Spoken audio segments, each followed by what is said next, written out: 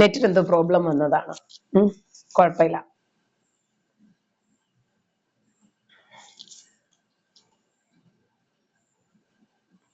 ഇപ്പോഴൊക്കെ അല്ലേ ഞാൻ പറയണത്? കേൾക്കുന്നുണ്ടോ? സഫൂറ യാക്കൂബ്,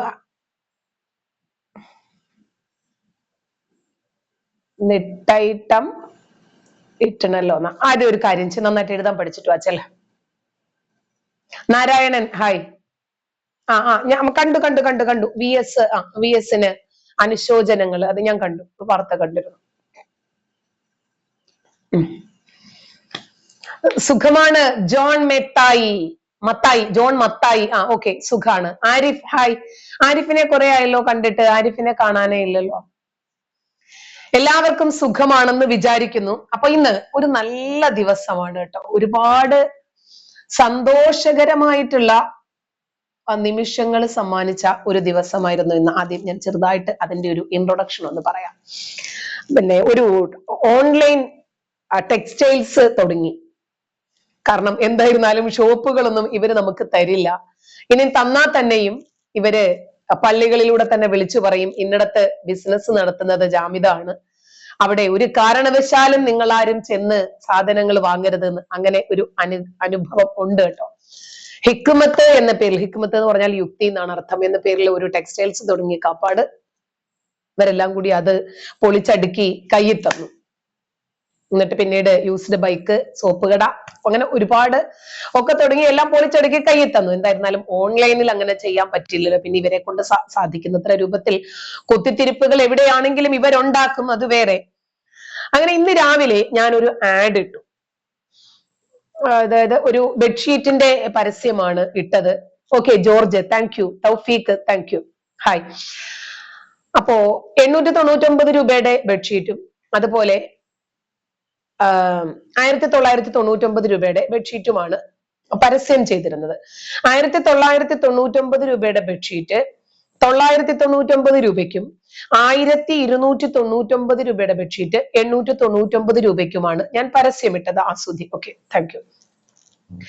അങ്ങനെ ആ പരസ്യം കണ്ടിട്ട് ഒരാള് എന്നെ വിളിച്ചു.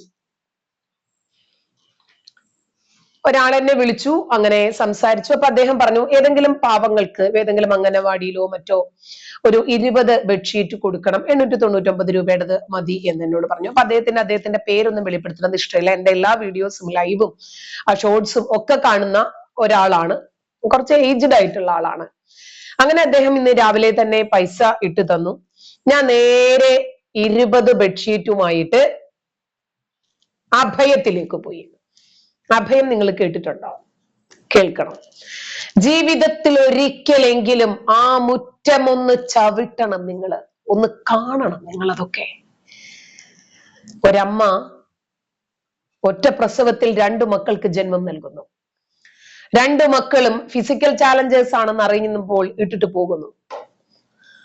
ആ മാതാപിതാക്കൾക്ക് പോലും ആ മക്കളോടില്ലാത്ത കരുണ മറ്റ് സഹൃദയരായിട്ടുള്ള മനുഷ്യർക്കുണ്ടാകുന്നു. ഞാൻ അനാഥാലയത്തിൽ പഠിച്ചിട്ടുണ്ട്, അവിടെ ഞാൻ കഴിഞ്ഞിട്ടുണ്ട്. അനാഥാലയത്തിൽ വാർഡനായിട്ടുണ്ട്, 2 അനാഥാലയങ്ങളിൽ വാർഡനായിട്ടുണ്ട്. എനിക്കറിയാം അവരൊക്കെ അനുഭവിക്കുന്ന പ്രതിസന്ധികളും വേദനകളും വിഷമങ്ങളും ഒക്കെ ഒരുപാട് ഞാൻ അനുഭവിച്ചറിഞ്ഞതാ. റെയ് ഇറങ്ങിപ്പോയിക്കോ, അല്ലെങ്കിൽ ഞാൻ അടിച്ചിറക്കി വിടും. ഞാൻ ചാവുന്നുണ്ടോ ഇല്ലെന്നുള്ള കാര്യം ഞാൻ നോക്കണം. പ്രേമരാജൻ വന്നല്ലോ, ഓക്കെ, ഹായ്. ഒരിക്കലെങ്കിലും ഒന്ന് കാണണം. അങ്ങനെ കിടപ്പിലായി പോയ രോഗികൾ, സ്വന്തമായിട്ട് ചിന്തിക്കാൻ പോലും വിശേഷ ബുദ്ധി ഇല്ലാത്ത മക്കൾ. ഒരു കുട്ടി ഞാനവിടെ കയറി പോകുമ്പം അമ്മായി എവിടെ, അമ്മായി എവിടെ, വേറൊരു കുട്ടി വാപ്പ എവിടെ, വാപ്പ എവിടെ, ഇങ്ങനെ അന്വേഷിച്ചുകൊണ്ടിരിക്കുകയാണ്. ചില കുട്ടികൾ കിടപ്പിലാണ്. അങ്ങനെ ഒരുപാട് വേദനിക്കുന്ന, ഒരുപാട് പ്രയാസപ്പെടുന്ന ആളുകൾക്കിടയിൽ അമ്മയെ പോലെ അവരെ പരിചരിക്കുന്ന സ്ത്രീകൾ. കണ്ണ് നിറയാതെ കാഴ്ച കണ്ടു നിൽക്കാൻ പറ്റില്ല. അങ്ങനെ എൻ്റെ ഒരു സുഹൃത്തു കൂടിയാണ് നമ്മുടെ സത്യേട്ടൻ. ഇടയ്ക്ക് വീട്ടില് സന്ദർശിക്കാൻ വേണ്ടിയിട്ട് വരാറുണ്ട്. അങ്ങനെ സത്യേട്ടനാണ് ഇപ്പൊ അതിന്റെ നടത്തിപ്പുകാരൻ. സത്യേട്ടനെ വിളിച്ചു. സത്യേട്ടൻ വന്നു. അപ്പൊ ഞാൻ പറഞ്ഞു എന്റെ ഒരു സുഹൃത്ത് 20 ബെഡ്ഷീറ്റ് നിങ്ങൾക്ക് തരാൻ വേണ്ടിയിട്ട് എന്നെ ഏൽപ്പിച്ചിട്ടുണ്ട്. അപ്പൊ നിങ്ങൾക്ക് തരാൻ ഏൽപ്പിച്ചതല്ല, നിങ്ങൾക്ക് തരാൻ വേണ്ടിയിട്ട് ഞാനാണ് സെലക്ട് ചെയ്ത് നമ്മുടെ അടുത്തുള്ളിടം തന്നെ വേണമല്ലോ എന്ന് വിചാരിച്ചിട്ട്. അപ്പൊ അവര് പറഞ്ഞു ഇത് നിങ്ങൾ വീഡിയോ ചെയ്യണം, ആളുകൾ അറിയണം. ഒരു മാസം ഇവർക്ക് പാലിയേറ്റീവിനും അതുപോലെ ഇവരെ നോക്കുന്ന ആളുകളുടെ ശമ്പളവും ഇവരുടെ ഭക്ഷണം, ട്രീറ്റ്മെന്റ് എല്ലാത്തിനും കൂടി 5 ലക്ഷം രൂപയോളം, മൊത്തത്തിൽ നോക്കുമ്പോൾ 7 ലക്ഷം രൂപയോളം ഇവർക്ക് ചെലവുണ്ട് ഒരു മാസം. അപ്പോ സത്യേട്ടൻ പറഞ്ഞു 7.5 ലക്ഷം രൂപ, 7.5 ലക്ഷം രൂപയാണ് ചെലവ് വരുന്നത്. ഒരു ദിവസം അവർക്ക് വേണ്ടത് 5000 രൂപയാണ്. ആൺകുട്ടികളുടേത് ഇവിടെ, പുരുഷന്മാരൊക്കെ ഉണ്ട്, സ്ത്രീകളുടേത് അപ്പുറത്ത്. സ്വന്തമായിട്ട് ചിന്തിക്കാൻ പോലും സാധിക്കാത്ത ആളുകൾ നമ്മളെ കാണുമ്പോൾ ചിരിക്കുന്നു, ഓടി വന്ന് കയ്യിൽ പിടിക്കുന്നു, കാലിൽ പിടിക്കുന്നു. ഒരു 10-25 വയസ്സായ ഒരു പെൺകുട്ടി, അതിന്റെ കൂടെയുള്ള ട്വിൻ ബ്രദറും ഇതേപോലെ തന്നെ ഫിസിക്കൽ ചാലഞ്ചർ ആണ്. നമ്മുടെ കയ്യിൽ കയറി പിടിക്കുന്നു, നമ്മുടെ മുഖത്ത് നോക്കി ചിരിക്കുന്നു, കുനിഞ്ഞിരിക്കുന്നു. അവരുടെ സന്തോഷം എങ്ങനെ പ്രകടിപ്പിക്കണമെന്നറിയാതെ എനിക്ക് കൂടുതൽ സമയം അവിടെ നിൽക്കണമെന്ന് ആഗ്രഹമുണ്ടായിരുന്നു. പക്ഷെ സന്ധ്യയായി. തന്നെയുമല്ല ഞാൻ രാവിലെ ഇറങ്ങിയതാണ്, എനിക്ക് ഒരുപാട് തിരക്കുകൾ ഉണ്ടായിരുന്നു ഇന്ന്. അതുകൊണ്ട് ഒരു രൂപത്തിലും നിൽക്കാൻ, ഒരുപാട് സമയം അവരോടൊപ്പം ചെലവഴിക്കാൻ കഴിഞ്ഞില്ല. അതുകൊണ്ട് നിങ്ങളെ കൊണ്ട് പറ്റുന്ന രൂപത്തിൽ അവർക്ക് എന്ത് ചെയ്യാമോ അത് ഈ ചെറിയ ജീവിതത്തിനിടയിൽ ഒന്ന് ചെയ്യണം. നമ്മൾ എത്രയോ രൂപ നമ്മുടെ മക്കൾക്കു വേണ്ടി, നമ്മളെ വിശ്വസിക്കുന്ന സ്നേഹിതർക്കു വേണ്ടി ചിലവഴിച്ചിട്ട് അവരുടെ വായി തോന്നിയത് മുഴുവനും നമ്മൾ കേൾക്കുന്നില്ലേ? ഒരുപാട് തവണകളില് നമ്മൾ പറ്റിക്കപ്പെടുന്നില്ലേ? അതൊന്നുമില്ലാതെ നിങ്ങൾ അവിടം ഒരിക്കലെങ്കിലും ഒന്ന് സന്ദർശിക്കണം. ഞാന് അവരുടെ സംഭാവനകൾ അയക്കേണ്ടുന്ന വിലാസം ഒന്ന് പറയാം, ഒന്ന് കാണിക്കാം അല്ലെ? സ്പീക്കറൊക്കെ ഇരിക്കുന്നുണ്ട്, കാണിക്കാൻ കേട്ടോ. അഭയം, നിങ്ങളതൊന്ന് എടുത്ത് വെച്ചിരുന്നാ മതി. വേണ്ട,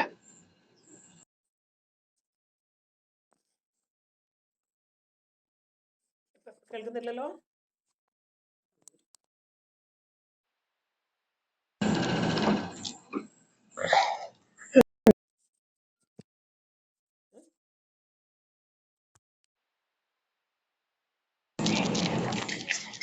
എനിക്ക് വയ്ക്കാം.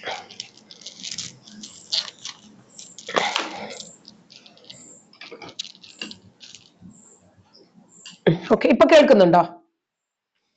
വോയിസ് ഉണ്ടല്ലോ. ഓക്കെ. അപ്പോ ഞാന് അതിന്റെ എവിടാ നമ്പർ? മോനെ ആ പേപ്പർ ഇങ്ങെടുത്തേ.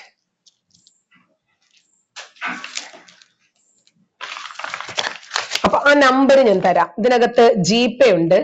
നിങ്ങൾക്ക് ആദ്യം വിളിക്കാം, സംസാരിക്കാം. അവിടെ എത്ര പേരുണ്ട്, അവിടെ എത്ര രൂപയാണ് ഒരു ദിവസം അവർക്കുള്ള എക്സ്പെൻസ്, നിങ്ങൾക്ക് എന്താണ് ചെയ്യാൻ സാധിക്കുന്നത് എന്ന് നിങ്ങൾ നോക്കണം, എന്നിട്ട് ചെയ്യണം. ജനറൽ സെക്രട്ടറിയുടെ ഫോൺ നമ്പർ ആണ് 9447276824. ഒന്നും കൂടി പറയാം, 9447276824. നമ്മള് നമ്മുടെ കുടുംബത്തിനു വേണ്ടി ജീവിതകാലം മുഴുവനും അധ്വാനിക്കുന്നില്ലേ? ഇല്ലേ? ശരി, നമ്മുടെ അധ്വാനത്തിന്റെ ഏതെങ്കിലും ഒരു അംശം ഒന്ന് കൊടുക്ക് ആർക്കെങ്കിലും, പാവങ്ങൾക്ക്. ബുദ്ധി പോലും സ്വന്തമായിട്ടില്ലാത്ത, ചിന്തിക്കാൻ അറിയാത്ത, നമ്മുടെ അവസ്ഥ ഇങ്ങനെയാണ് എന്ന് മനസ്സിലാക്കാൻ സാധിക്കാത്ത ഒരുപാട് പാവങ്ങള്, നിഷ്കളങ്കര്, അങ്ങനെയുള്ള ആളുകൾക്ക് എന്തെങ്കിലും ചെയ്യാൻ കഴിയുന്നെങ്കിൽ അത് നമ്മുടെ ജീവിതത്തിന്റെ ഒരു ഭാഗ്യമായിട്ട് കരുതിയാൽ മതി. ഞാൻ കമന്റിൽ പിൻ ചെയ്യാം. ഞാനത് പിൻ ചെയ്യണമെങ്കിൽ വേറെ ചില പ്രൊസീജിയേഴ്സ് നോക്കാനുണ്ട്. ഞാൻ കമ്മ്യൂണിറ്റി പോസ്റ്റിൽ ഇട്ടേക്കാം. അപ്പോ സാധിക്കുന്നത്ര രൂപത്തില് എല്ലാവരും ഒന്ന് സന്ദർശിക്കണം ജീവിതത്തിൽ ഒരിക്കലെങ്കിലും. മക്കള് നമ്മളോട് അത് പോരാ ഇത് പോരാ, നിങ്ങൾ എന്തൊരു മാതാപിതാക്കളാണ്, ഇന്നലെയും ഇഡലി ഇന്നും ഇഡലിയോ, ഇന്നലെയും ദോശ ഇന്നും ദോശയോ, എന്താ എനിക്ക് ബ്രാൻഡ് ആയിട്ടുള്ള ഷൂ വാങ്ങി തന്നാല്, എന്താ എനിക്ക് അത് വാങ്ങി തന്നാല്, ഇത് വാങ്ങി തന്നാല് എന്നൊക്കെ ചോദിച്ച് നമ്മളോട് നന്ദികേട് കാണിക്കുന്ന, ധിക്കരിക്കുന്ന, നമ്മളെ വേദനിപ്പിക്കുന്ന മക്കൾ ജീവിതത്തിൽ ഒരിക്കലെങ്കിലും ഒന്ന് കാണട്ടെ. മാതാപിതാക്കളില്ലാത്ത, ആരോരും നോക്കാനില്ലാത്ത, പിറന്നപ്പോൾ ഇങ്ങനെ വൈകല്യമുണ്ട് എന്നറിഞ്ഞപ്പോൾ ഉപേക്ഷിച്ച മാതാപിതാക്കളുള്ള, അങ്ങനെയുള്ള മനുഷ്യർക്കിടയിൽ ജീവിക്കുന്ന കുറച്ച് മക്കളുണ്ട് എന്ന് ഒന്ന് അറിയട്ടെ നമ്മുടെ മക്കൾ ഒരിക്കലെങ്കിലും. ഞാൻ എൻ്റെ മക്കളെ കൊണ്ടുപോകാറുണ്ട് അതുപോലെയുള്ള ആതുരാലയങ്ങളിൽ, വൃദ്ധസദനങ്ങളില്, അനാഥാലയങ്ങളില്. ഇവരൊന്ന് പഠിക്കട്ടെ എന്ന് വിചാരിച്ചിട്ട്. ഈ അവസ്ഥയിൽ നിന്നൊക്കെയാണല്ലോ എൻ്റെ ഉമ്മച്ചിയും കയറി വന്നത് എന്ന് ഇവരൊന്ന് പഠിക്കട്ടെ, ഇവരൊന്ന് മനസ്സിലാക്കട്ടെ. ഞാൻ അങ്ങനെ ശ്രമിക്കാറുണ്ട്. അങ്ങനെ എപ്പോഴെങ്കിലും ഒന്ന് ശ്രമിക്കണം ജീവിതത്തില്. അങ്ങനെ ഇന്ന് ഒന്നുകൂടി ഞാൻ പാത്രവുമായി വരി നിന്ന, മറ്റു കുട്ടികളൊക്കെ കഴിച്ചിട്ട് ഇങ്ങനെ കുഴച്ചു കൊണ്ടുവന്ന് നമ്മുടെ പാത്രത്തിൽ ഇട്ട് തരുന്ന ആ ഒരു സാഹചര്യത്തിലേക്ക് ഒരിക്കൽ കൂടി പോയി. അറിയാതെ ഒന്ന് കരഞ്ഞു. കരയുന്നത് നല്ലതാണല്ലോ എപ്പോഴും. അങ്ങനെ അഭയത്തില് പോയി. ഞാൻ അതിന്റെ വീഡിയോയും റീൽസും ഷോർട്സും ഒക്കെ ഇട്ടിട്ടുണ്ട്. നിർബന്ധമായിട്ടും നിങ്ങൾ അതൊന്ന് കാണണം. വേണ്ടുന്ന എല്ലാ സഹായ സഹകരണങ്ങളും ആ സ്ഥാപനത്തോട് നിങ്ങളുടെ ഭാഗത്തു നിന്നും ഉണ്ടാകണം. ഓക്കെ, അതാണ് ആമുഖമായിട്ട് ഇന്നത്തെ ദിവസത്തെ കുറിച്ചിട്ട് എനിക്ക് നിങ്ങളുമായിട്ട് പങ്കുവയ്ക്കാനുള്ളത്. ഓക്കെ, ഇനി നമുക്ക് നമ്മുടെ വിഷയത്തിലേക്ക് വരാം. ഇന്നലെ നമ്മൾ സംസാരിക്കാൻ എടുത്ത വിഷയമായിരുന്നു ഇത്. ഇന്നലെ സംസാരിക്കാൻ പറ്റാതെ പോയത്, കുറച്ച് സമയം മാത്രമേ ഇന്നലെ ലൈവിൽ ഇരിക്കാൻ പറ്റുള്ളൂ. 1 മണിക്കൂറും സംതിങ്ങും ഇരുന്നെങ്കിലും പ്രതീക്ഷിച്ചത്ര കാര്യങ്ങൾ ഇന്നലെ എനിക്ക് നിങ്ങളുമായിട്ട് സംസാരിക്കാൻ പറ്റിയിട്ടില്ല. അപ്പോൾ മലപ്പുറം വിശ്വവിഖ്യാതമാണ്, അത് നമുക്ക് മറക്കാൻ പറ്റില്ല. കരിപ്പൂർ എന്നടിച്ചാൽ തന്നെ നമുക്ക് കൃത്യമായിട്ട് മലപ്പുറത്തെ കുറിച്ചിട്ട് ഏതാണ്ട് ഒരു ധാരണയൊക്കെ കിട്ടും. സത്താറിനെ കുറിച്ചിട്ടൊക്കെ പറയാം കേട്ടോ, വിഷമിക്കാനൊന്നുമില്ല. അപ്പോ മലപ്പുറം എന്തുകൊണ്ടാണ് ഇതര ജില്ലകളിൽ നിന്ന് വേറിട്ട് നിൽക്കുന്നത്? എന്താ മലപ്പുറത്തിന്റെ പ്രത്യേകത?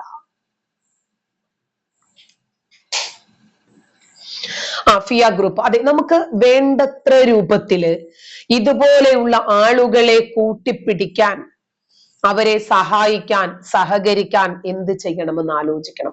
ഞാൻ അവരുടെ അക്കൗണ്ട് നമ്പറും അവരുടെ ഗൂഗിൾ പേയും അവരെ വിളിച്ച് കോണ്ടാക്ട് ചെയ്യാൻ ഞാനൊരു മീഡിയേറ്റർ മാത്രമാണ്. അത് ഞാനൊരു പോസ്റ്റ്മാൻ, ഞാനത് നിങ്ങളിൽ എത്തിച്ചു. എന്റെ ദൗത്യം ഞാൻ പൂർത്തീകരിച്ചു. എന്നെ കൊണ്ട് പറ്റുന്ന രൂപത്തിലൊക്കെ ഞാൻ ചെയ്യാറുണ്ട്. എനിക്ക് പരസ്യം ചെയ്യണത് ഇഷ്ടമല്ല. ഒരു കൈ കൊണ്ട് കൊടുക്കണത് വേറൊരു കൈ കൊണ്ട് അറിയണമെന്ന് എനിക്ക് ഇഷ്ടമല്ല. പക്ഷെ ഇത് അവര് പറഞ്ഞു, അവർ അത്രമാത്രം ബുദ്ധിമുട്ടിലാണ്, അതുകൊണ്ട് കൂടുതൽ ആളുകളിലേക്ക് ഇത് എത്തിക്കേണ്ടതുണ്ട് എന്ന് അവര് പറഞ്ഞത് കൊണ്ട് മാത്രമാണ്. ആ ബെഡ്ഷീറ്റ് സ്പോൺസർ ചെയ്ത ചേട്ടൻ പോലും പറഞ്ഞത് എന്റെ പേര് പോലും പറയരുത് എന്നാ പറഞ്ഞത്. ഇരിക്കട്ടെ. അപ്പോൾ മലപ്പുറത്തേക്ക് തിരിച്ചു വന്നു നമ്മള്.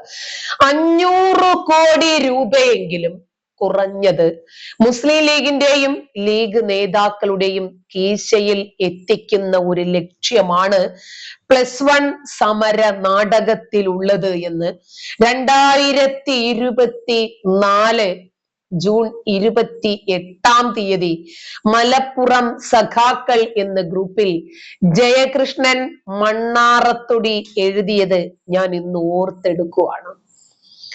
കാരണം ഞങ്ങൾക്ക് സീറ്റില്ല, മലപ്പുറത്തിന് സീറ്റ് തരുന്നില്ല, അതുകൊണ്ട് ഞങ്ങൾക്ക് മാത്രമായിട്ട് ഒരു സംസ്ഥാനം ഇങ്ങോട്ട് പോരട്ടെ എന്ന്.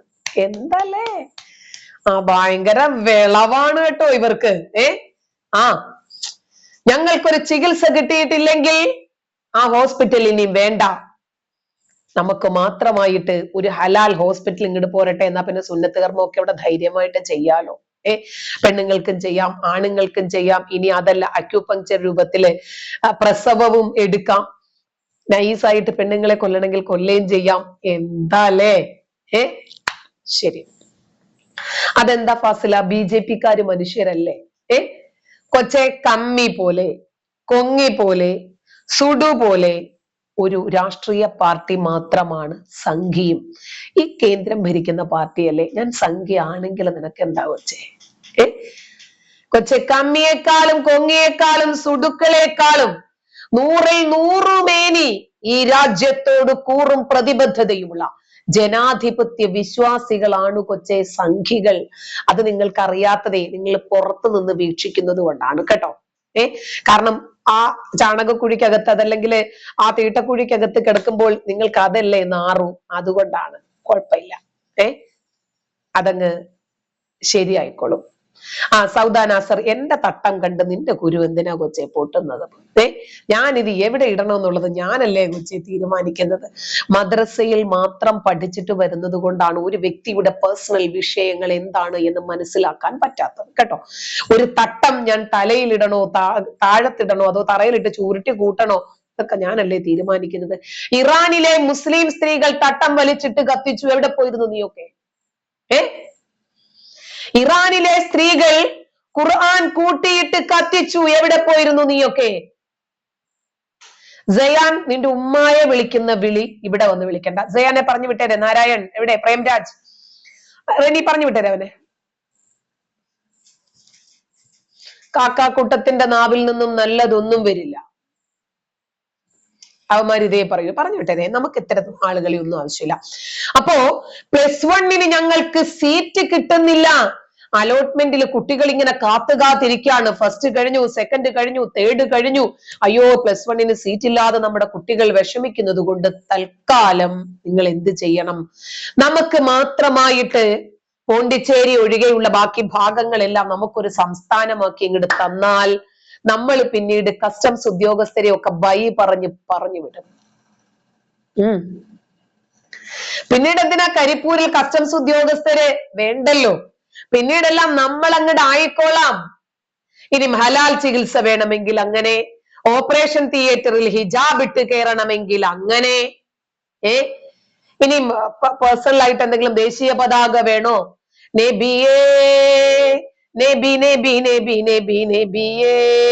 പാട്ടൊക്കെ ഉണ്ടാക്കി കാത്തു വെച്ചിരിക്കുക ദേശീയ ഗാനം. അതൊക്കെ എടുത്തിട്ട് ഞങ്ങൾ എന്താണെന്ന് വെച്ചാൽ അങ്ങ് ആയിക്കൊള്ളാമെന്ന്. എന്റെ പൊന്നു കാക്ക, +1 വിഷയത്തിൽ ഒന്ന് ഇറങ്ങി തിരിച്ചതിന്റെ പേരിൽ 500 കോടി രൂപയാണ് നമ്മുടെ കാക്കാമാരുടെ പോക്കറ്റിൽ എത്തിയത്. എന്റെ കാക്ക പൂച്ചയെ പോലെയാണ്, എങ്ങനെ വീണാലും 4 കാലിലേ വീഴും. മുസ്ലിം ലീഗ് നേതാക്കൾ തട്ടിയെടുത്തത് 500 കോടി ചില്ലറ പണമാ. +1 സമര നാടകം അന്നേ പൊളിഞ്ഞടുങ്ങിയതാ. 45,000 +1 സീറ്റ് കുറവാണ് എന്ന് പറഞ്ഞിട്ടാണ് ഇവര് ബഹളം ഉണ്ടാക്കുന്നത്. ശരാശരി 50 കുട്ടികൾക്ക് ഒരു ബാച്ച് എന്ന രൂപത്തില് എയ്ഡഡ് സ്കൂളുകളിൽ അനുവദിച്ച് കിട്ടാൻ വേണ്ടിയാണ് ഇവർ ചെയ്തത്. അങ്ങനെ വരുമ്പോ യോഗ്യരായിട്ടുള്ള ഉദ്യോഗാർത്ഥികളെ പുറത്തു നിർത്തി മതിയായിട്ടുള്ള യോഗ്യതകളില്ലാത്ത ആളുകളെ നമുക്ക് മലദ്വാർ വഴി, പിൻദ്വാരം വഴി, പിൻവാതിൽ സംവരണത്തിലൂടെ തിരികെ കയറ്റാം. അതിന്റെ പേരിൽ 500 കോടിയെങ്കിലും നമ്മുടെ കീശയിൽ വരില്ലേ? ഈ സ്വപ്നമായിരുന്നു അവരെ അതിന് പ്രേരിപ്പിച്ചത്. യോഗ്യതയുള്ള ആളുകളെ മറികടന്ന് കുറെ അയോഗ്യവാന്മാരായിട്ടുള്ള ആളുകൾ ചുളുവിൽ അധ്യാപകരായി സർക്കാർ ശമ്പളം വാങ്ങുന്നു, പെൻഷനും വാങ്ങുന്നു. അയ്യോ, മലപ്പുറം എന്ന് കേട്ടാൽ എന്തിനാ നിങ്ങൾ പ്രശ്നമുണ്ടാക്കുന്നത്? മലപ്പുറം അങ്ങനത്തെ മലപ്പുറമല്ലേ? അതുകൊണ്ടാണ് ഇവരുടെ തന്നെ നേതാക്കൾ പറഞ്ഞ് രംഗത്ത് വന്നത്. കരിപ്പൂർ വിമാനത്താവളം എന്നാണ് പറയുന്നതെങ്കിലും കോഴിക്കോട് വിമാനത്താവളം എന്നാണ് പൊതുവെ നമ്മൾ വിശ്വസിക്കുന്നതെങ്കിലും അത് ഇരിക്കുന്നത് കൊണ്ടോട്ടിയില. അത് ഇരിക്കുന്നത് മലപ്പുറത്താ. അതുകൊണ്ട് മലപ്പുറത്തെ മലദ്വാർ ഗോൾഡിനെ കുറിച്ച് ഞങ്ങളോടൊന്നും ചോദിക്കല്ലേ. താത്താമാരുടെ നിക്കറങ്ങോട്ട് ഊരുന്നതേ കാണുന്നുള്ളൂ. ഇല്ല, മാലയിലെ മുത്തു പൊട്ടുന്നത് പോലെയാണ് സാമാനത്തിൽ നിന്ന് വന്നു വീഴുന്നത് ഗുളിക രൂപത്തിൽ മയക്കുമരുന്ന്. ഇതിന്റെ ഒക്കെ വീഡിയോകൾ നമ്മൾ നിരന്തരം കാണുമല്ലേ സുഹൃത്തുക്കളെ? ഇത് കാണുമ്പോൾ ഇതിനോട് പ്രതികരിക്കരുത് എന്ന് പറയാൻ നിങ്ങൾക്കാരാ അവകാശം തന്നത്? കാണുന്ന കാര്യം, നമുക്കറിയുന്ന വസ്തുതകൾ കൃത്യമായിട്ട് നമ്മൾ പറയും. മനസ്സുണ്ടെങ്കിൽ കേട്ടാ മതി, കേൾക്കാൻ പറ്റുന്നില്ലേ? ഇത് കേൾക്കുമ്പോൾ ഒരു തരം ചൊറിച്ചില് വരുന്നുണ്ടോ? ഒരു മൂലയ്ക്കു മാറി നിന്ന് അങ്ങോട്ട് ചൊറിഞ്ഞോ? വേണമെങ്കിൽ തേങ്ങാ ചുരണ്ടുന്ന ചെരവയുണ്ടല്ലോ, അതെടുത്തിട്ട് അങ്ങോട്ട് ഒരു പിടി പിടിച്ചോ. ഇതിനകത്ത് വന്നിട്ട് ചൊറിയാൻ നിൽക്കണ്ട. ഇതിനകത്ത് ചൊറിയാൻ വന്നാൽ നമ്മുടെ അഡ്മിന്മാരൊക്കെ മെനക്കെട്ടിരുന്ന് മാന്തി അങ്ങോട്ട് പൊളിക്കും. നിങ്ങൾ വിളിക്കുന്നത് പോലെ തന്തയ്ക്ക് വിളിക്കാനും ലിംഗമെന്നും യോനിയെന്നും പറഞ്ഞ് തെറി പറയാനും ഉമ്മായേം വാപ്പായേം പറഞ്ഞ് തെറി പറയാനും ഒന്നും നമുക്കറിയില്ല. നിങ്ങൾ ഇങ്ങോട്ട് പറഞ്ഞാൽ വിലയ്ക്ക് വാങ്ങുവാണല്ലോ, തിരിച്ചും കിട്ടും.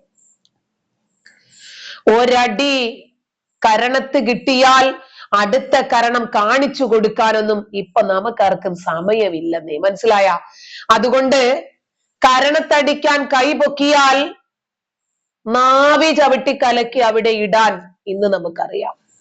അതുകൊണ്ട് വല്ലാണ്ടായാൽ കാക്കാമാർ ഇല്ലാണ്ടായി പോകും. അതുകൊണ്ട് മലപ്പുറം ഇസ്ലാമിക് സ്റ്റേറ്റ് ആക്കാൻ വേണ്ടി കൊതിക്കുന്ന ആളുകൾ ശ്രമിക്കുന്നത് ഒന്നാമതായി കരിപ്പൂർ വിമാനത്താവളത്തിലെ കസ്റ്റംസ് ഉദ്യോഗസ്ഥരുടെ ജോലി കളയല.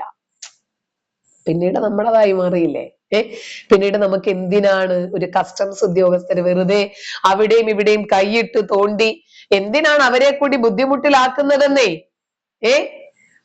പാവം കസ്റ്റംസ് ഉദ്യോഗസ്ഥരൊക്കെ അവിടെയും ഇവിടെയൊക്കെ തോണ്ടിയിട്ട് അവരനുഭവിക്കുന്ന വേദന, കഷ്ടപ്പെട്ടു പഠിച്ച് മത്സര പരീക്ഷകളൊക്കെ കഴിഞ്ഞ് ജോലിയും സമ്പാദിച്ച് ഉദ്യോഗസ്ഥരായിട്ട് അവര് വരുന്നതാ.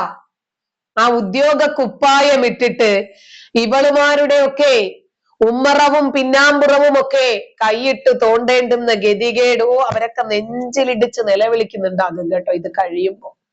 എന്തൊരു ഗതികേടാണ്. എത്രയോ സർക്കാർ ജോലികളുണ്ട്, വളരെ മര്യാദയ്ക്ക് അത് ചെയ്തിട്ട് പോകാൻ പറ്റുന്നുണ്ട്.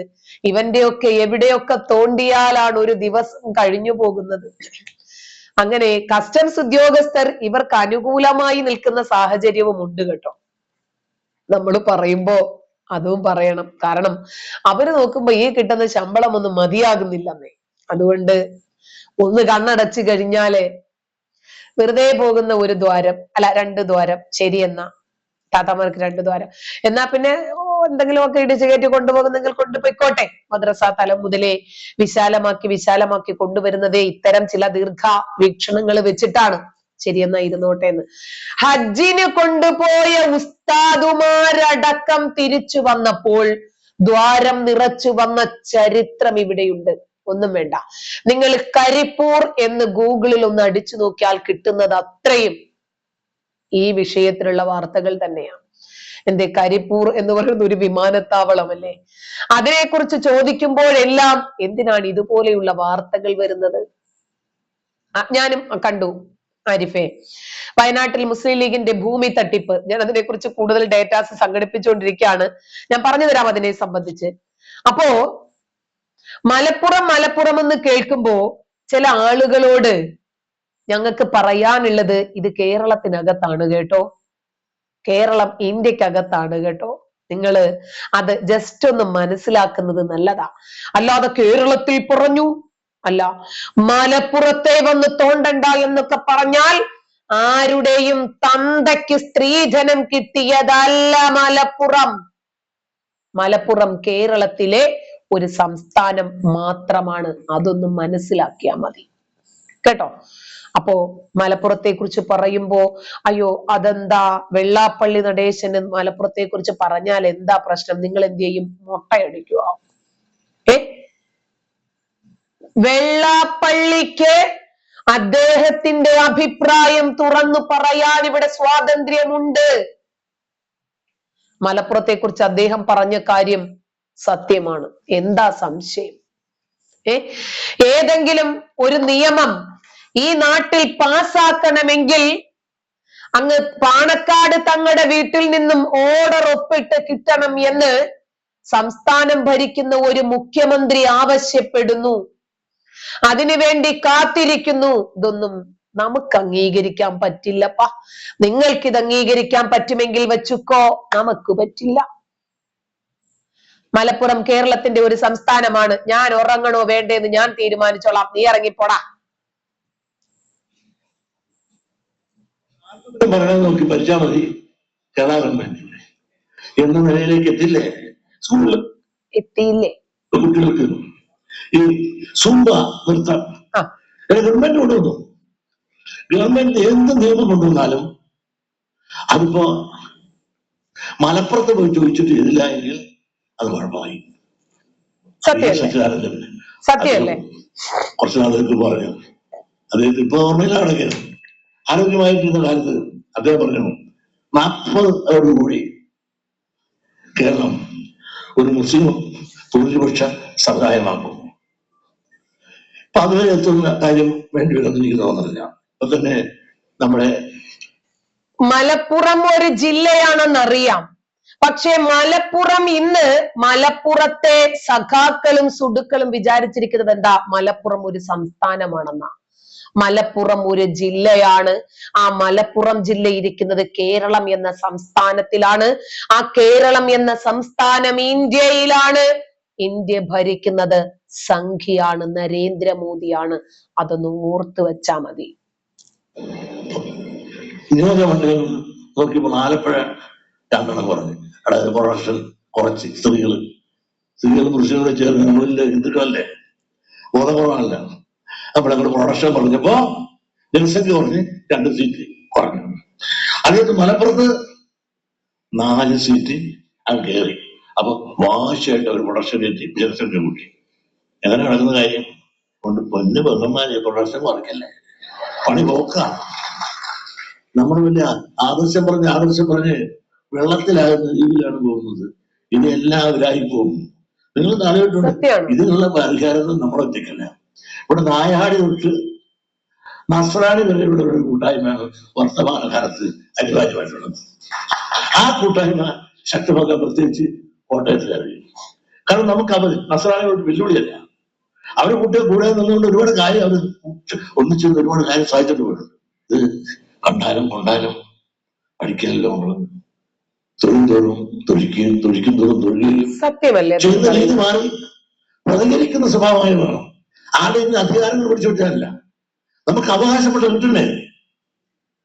ഇപ്പൊ തന്നെ വന്നു ഇവിടെ വരെ എത്തി. നമ്മള് ഇപ്പോ കാന്തപുരം എന്നാ പറയണ, ഇപ്പൊ കാന്തപുരം പറയണത് നോക്കി ഭരിച്ചാൽ മതി കേരള ഗവൺമെന്റ് അല്ലേ എന്ന നിലയിലേക്ക് എത്തില്ലേ? കുട്ടികൾക്ക് അദ്ദേഹം പറയുന്നത് അക്ഷരാർത്ഥത്തിൽ യാഥാർത്ഥ്യമാണ്. കാന്തപുരം തീരുമാനിക്കും ഈ കേരളത്തിൽ ആര് എന്ത് എപ്പോൾ എവിടെ പ്രവർത്തിക്കണമെന്ന്. ആ നിലയിലേക്ക് എത്തിയില്ലേ?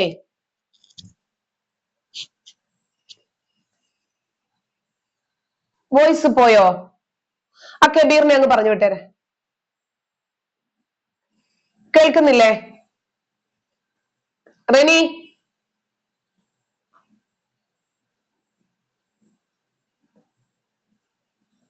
റെനി കേൾക്കുന്നുണ്ടോ?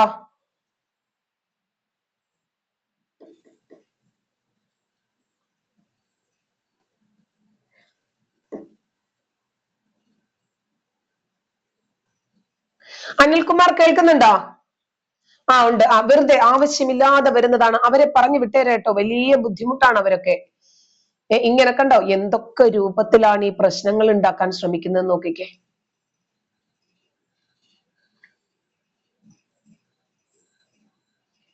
ഇതാണ് അവരുടെയൊക്കെ സ്വഭാവങ്ങൾ. കാരണം പറയുന്നതിന് മറുപടി ഇല്ലാതെ വരുമ്പോ ഇങ്ങനെ വന്നിട്ട് ഉത്തരം മുട്ടിക്കുക.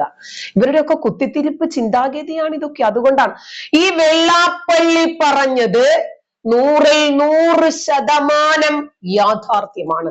ഇത് പറയാൻ ഇത്രയും സമയം നിങ്ങൾക്ക് വേണ്ടി വന്നു എന്ന ഒരൊറ്റ വിഷമമേ നമുക്കുള്ളൂ. ഇപ്പോ കുടുംബശ്രീയിലെ ആളുകള് ഒരു സ്വാഗതഗാനം പാടിയത് നിങ്ങൾക്ക് ഓർമ്മയുണ്ടോ? ഏയ് ഇത് മതപരമല്ല. എങ്ങനെയുണ്ട്?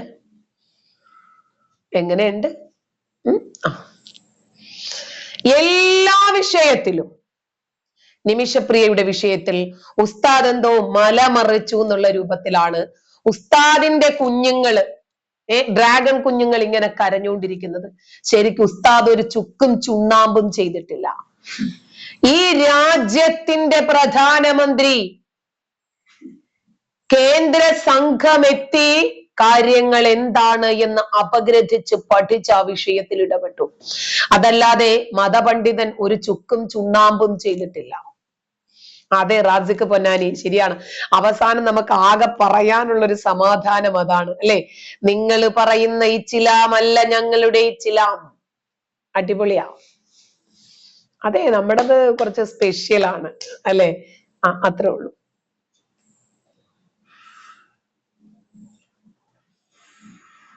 ഓക്കെ അനിൽകുമാർ, ശരി ശരി. ഇവര് ചുമ്മാ കുരുക്കള് പൊട്ടിക്കുവാണ്, വേറൊന്നും പറയാനില്ലാത്തത് കൊണ്ട്.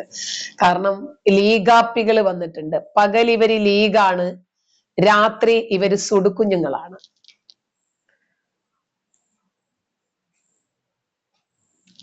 അങ്ങനെ കുറെ ലീഗാപ്പികൾ വന്നിട്ടുണ്ട്. അവര് വന്നോട്ടെ, ഇരുന്നോട്ടെ. അപ്പോ വെള്ളാപ്പള്ളി കഴിഞ്ഞ കുറച്ച് നാളുകളായി ചില കാര്യങ്ങളൊക്കെ തുറന്നു പറയുന്നുണ്ട്.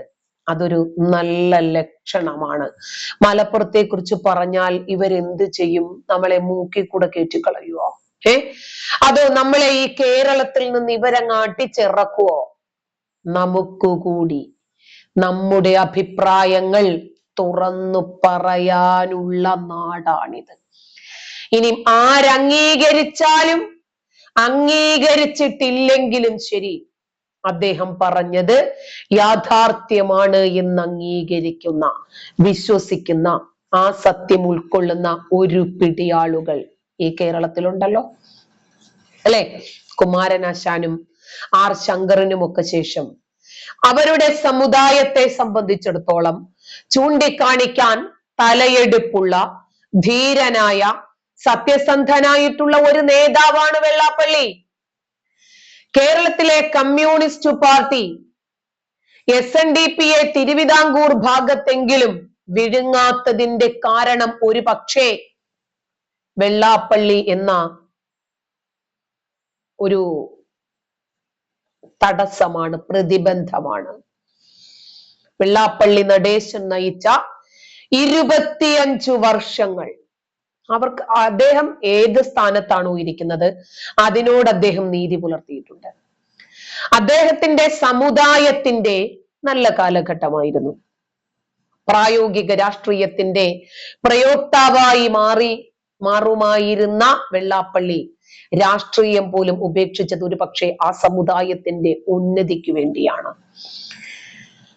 അപ്പോ അദ്ദേഹം ചെയ്ത കാര്യങ്ങൾ 1/4 നൂറ്റാണ്ടായിട്ട് ഓർത്തെടുക്കുന്ന നമ്മുടെ വാചസ്പതിയെ പോലെയുള്ള ആളുകൾക്ക് അറിയാം കേരളത്തിന്റെ സമീപകാലത്തെ സാഹചര്യങ്ങളെ സംബന്ധിച്ച് ശരിയാണെന്ന്. അതുപോലെ നമ്മുടെ മുൻ DGP സെൻകുമാർ സാറിനെ പോലെയുള്ളവർക്ക് അറിയാം ഇതെന്താണ് പറയാൻ വൈകിയത് എന്ന് മാത്രമേ അവരൊക്കെ ചോദിക്കൂ. വെള്ളാപ്പള്ളി ഇപ്പോൾ പറയുന്നത് കേരളത്തിന്റെ ശരിയായ ചിത്രമാണ് എന്ന് സെൻകുമാർ സർ സാക്ഷ്യപ്പെടുത്തിയിരിക്കുന്നു. 25 കൊല്ലം മുമ്പെങ്കിലും ഒരു പക്ഷേ കേരളം അറിയേണ്ടതും, കേരളം ഇത് തുറന്നു പറയേണ്ടതും, അതനുസരിച്ച് പ്രവർത്തിക്കേണ്ടതുമായിട്ടുള്ള ഒരു സാഹചര്യം ഉണ്ടായിരുന്നു എന്നാണ് സെൻകുമാർ സർ കുറിക്കുന്നത്. അദ്ദേഹം എത്രയോ നേരത്തെ ഇസ്ലാമിക തീവ്രവാദത്തിന്റെ ഇത്തരം എഫക്റ്റുകൾ ഈ കേരളത്തെ വിഴുങ്ങുന്നതിനെ സംബന്ധിച്ച് തുറന്നു പറഞ്ഞിട്ടുണ്ട്. ഒരുപാട് പ്രതിസന്ധികൾക്ക് നടുവിൽ നിന്നിട്ട് പോലും അദ്ദേഹം അത് പറഞ്ഞിട്ടുണ്ട്. അങ്ങനെ പറഞ്ഞ ചുരുക്കം ചില ഔദ്യോഗിക തലങ്ങളിൽ ഇരുന്ന ആളുകളിൽ പെട്ടതാണ് നമ്മുടെ അച്യുതാനന്ദൻ സഖാവും, അതുപോലെ ബെഹ്റ, സെൻകുമാർ സാറ് തുടങ്ങിയ വളരെ വിരളം കുറച്ച് ആളുകൾ മാത്രം. എല്ലാവർക്കും അത് തുറന്നു പറയാൻ കഴിയില്ല എന്നതാണ് ആ സത്യത്തെ സത്യമാക്കി മാറ്റുന്നത്. അതുപോലെ തന്നെ നമ്മുടെ മുരളീധരൻ പറഞ്ഞു, വെള്ളാപ്പള്ളി പറഞ്ഞതിൽ എന്താണ് തെറ്റ് എന്നാണ് അദ്ദേഹം ചോദിച്ചത്. എന്താണ് തെറ്റ് വെള്ളാപ്പള്ളി പറഞ്ഞതിൽ? അദ്ദേഹം 25 വർഷം ഈ സമുദായത്തിനു വേണ്ടി പ്രവർത്തിച്ചത് അതിനോട് ജനങ്ങൾക്കറിയാം.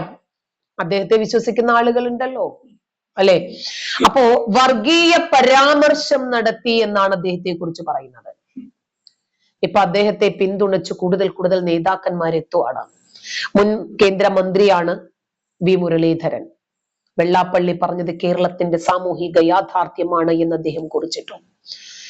പ്രത്യേക സമുദായത്തിൽ പെടുന്ന ഒരു വിഭാഗം ആളുകൾ സ്വീകരിക്കുന്ന നിലപാടുകൾ അനുസരിച്ചിട്ടാണ് സർക്കാർ പ്രവർത്തിക്കുന്നത്. അത്തരം സാഹചര്യം കേരളത്തിനുണ്ട് എന്ന് മുരളീധരനും പറഞ്ഞു. സ്കൂൾ സമയം പോലും ഇന്ന് മതസംഘടനകൾ നിർദ്ദേശിക്കുന്ന തലത്തിലേക്ക്, അത് സർക്കാർ അംഗീകരിക്കുന്ന നിലയിലേക്കും എത്തി എന്ന് മുരളീധരൻ പറഞ്ഞു. നോക്കണം, ഒരു കാലത്ത് പഠനം പാടില്ല, വിദ്യാഭ്യാസം പാടില്ല എന്ന് പറഞ്ഞിരുന്ന വിഭാഗം പിന്നീട് സ്കൂളുകൾ നിയന്ത്രിക്കുന്ന രൂപത്തിലേക്ക് എത്തുന്നു, സ്കൂൾ സമയങ്ങൾ നിയന്ത്രിക്കുന്ന രൂപത്തിലേക്ക് എത്തുന്നു. ഇതൊരു ചെറിയ കാര്യമല്ല. മദ്രസ എന്നാണ് സ്കൂളിന് പറയുക. മദ്രസയുടെ മീമ് ജഹന്നമിന്റെ മീമാണ് എന്ന് പറഞ്ഞിരുന്നവർ, ജഹന്നം എന്ന് പറഞ്ഞാൽ നരകം, അതുകൊണ്ട് പെണ്ണിനെ അക്ഷരം പഠിപ്പിക്കരുത് എന്ന് പറഞ്ഞിരുന്നവർ, പെണ്ണിനെ തുന്നല് പഠിപ്പിച്ചാൽ മതി എന്ന് പറഞ്ഞിരുന്നവർ, പെണ്ണിനെ വാർക്ക വീടുകളിൽ താമസിപ്പിക്കരുത് എന്ന് പറഞ്ഞിരുന്നവർ, കൂടുതൽ പഠിക്കണ്ട, പെൺകുട്ടികൾക്ക് നമസ്കരിക്കാൻ സൗകര്യം ലഭിച്ചിട്ടില്ലെങ്കിൽ അവര് മര്യാദയ്ക്ക് വീട്ടിലിരുന്നോട്ടെ, നിന്റെ കുട്ടി +2 പഠിച്ചിട്ടുണ്ടോ എന്ന് പടച്ചോൻ ചോദിക്കില്ല, മറിച്ച് നിന്റെ കുട്ടി ളുഹർ നമസ്കരിച്ചോ എന്ന് നിന്നോടും നിന്റെ കുട്ടിയോടും ചോദിക്കും. അതുകൊണ്ട് ഇന്ന് നിർത്തണം നിന്റെ കുട്ടിയുടെ +2 എന്ന് പറഞ്ഞ മുജാഹിദിന്റെ അഭിവന്ദ്യനായ നേതാവ് സക്കരിയ സ്വലാഹിയെ പോലെയുള്ള ആളുകൾ ആലോചിക്കണം. അവര് പിന്നീട് വിദ്യാഭ്യാസ കേന്ദ്രങ്ങൾ നിയന്ത്രിക്കുന്നതിലേക്ക്, ഒരു സംസ്ഥാനത്തിന്റെ ഭരണകൂടത്തെ നിയന്ത്രിക്കുന്നതിലേക്ക് എത്തിയിരിക്കുന്നു. അപ്പോൾ അവർ ഈ നാട്ടിൽ എന്തായിരിക്കും ചെയ്യുന്നത് എന്ന് ചിന്തിച്ചാൽ മതി. വെള്ളാപ്പള്ളി പറഞ്ഞതിനോട് 100% ഞാൻ അംഗീകരിക്കുന്നു. അക്കാര്യത്തിൽ കേരളത്തിൽ ഒരു പക്ഷേ കേരളത്തിന്റെ സാഹചര്യങ്ങൾ അറിയുന്ന, കേരളത്തിന്റെ രാഷ്ട്രീയം അറിയുന്ന ഒരാൾക്കും അതിലൊരു സംശയവും ഉണ്ടാകാനിടയില്ല. കാന്തപുരവും ലീഗും ഒക്കെ അതിൽ പ്രതിഷേധിക്കുന്നത് എന്തിനാണ്? അവർക്ക് അനുകൂലമായ കാര്യമല്ലേ ഇടതുപക്ഷം ചെയ്തുകൊണ്ടിരിക്കുന്നത്? സ്കൂൾ സമയം വരെ മദ്രസകളുടെ സമയത്തിനനുസരിച്ച് ക്രമീകരിക്കണമെന്ന് മതസംഘടനകൾ നിർദ്ദേശിക്കുന്ന തലത്തിലേക്ക്, അത് സർക്കാർ അംഗീകരിക്കുന്ന രീതിയിലേക്കും എത്തി. സന്തോഷിക്ക്, ഒരു സംസ്ഥാനത്തിന്റെ അധപ്പതനം എങ്ങനെയാണ് നടക്കുന്നതെന്ന്. പപ്പ വന്നു. ഒരു പ്രത്യേക സമുദായത്തിൽ പെടുന്നവർ സ്വീകരിക്കുന്ന നിലപാടുകൾ അനുസരിച്ച് ഒരു ഉത്തരവാദിത്വപ്പെട്ട സംസ്ഥാനത്തിന്റെ സർക്കാർ പ്രവർത്തിക്കുന്ന സാഹചര്യം ഉണ്ടായെങ്കിൽ ആലോചിച്ചു നോക്ക്, എവിടെ എത്തി നിൽക്കുന്നു? ഭരണമാർക്ക്, ആര് ഭരിക്കുന്നു? ഇത് അവര് പ്രവർത്തിക്കും, പക്ഷേ പുറത്തു പറയരുത്. ഇതാണ് കാന്തപുരവും ലീഗും വിചാരിക്കുന്നത്. മുസ്ലിം ലീഗിന്റെ നിലപാടിനപ്പുറം പോകാൻ ഒരിക്കലും ഒരു സംസ്ഥാന സർക്കാരിന് കഴിയില്ല എന്ന് പിണറായി തെളിയിക്കുന്നു. പിന്നെ ആരാ ഗേറ്റ് തുറന്നത്? വെള്ളാപ്പള്ളിക്കെതിരെ പ്രതിഷേധിക്കുന്നത് ആരാണ് എന്ന് നോക്കിയാൽ മതി. വെള്ളാപ്പള്ളി പറഞ്ഞത് ശരിയല്ലെങ്കിൽ അത് സർക്കാര് പ്രവൃത്തിയിലൂടെയാണ് തെളിയിക്കേണ്ടത്, അല്ലെ? നമുക്കറിയാം, നമ്മുടെ സദാനന്ദൻ മാസ്റ്ററെ, അദ്ദേഹത്തിന്റെ വിഷയം ഒരുപാട് ദിവസങ്ങളായി ചർച്ചയാണ്. പാർലമെന്റിലേക്ക് നാമനിർദ്ദേശം ചെയ്തതിനെ കുറ്റപ്പെടുത്തിയ CPM അവരുടെ നിലപാട് എന്തിനായിരിക്കും? അർഹത തീരുമാനിക്കുന്നത് ഏതെങ്കിലും ഒരു പാർട്ടി വൃത്തങ്ങളാണോ? ഒരാളിന് ആ സ്ഥാനത്തിരിക്കാൻ അർഹതയുണ്ടോ ഇല്ലേ എന്ന് തീരുമാനിക്കാൻ ഇവരൊക്കെ ആരാ?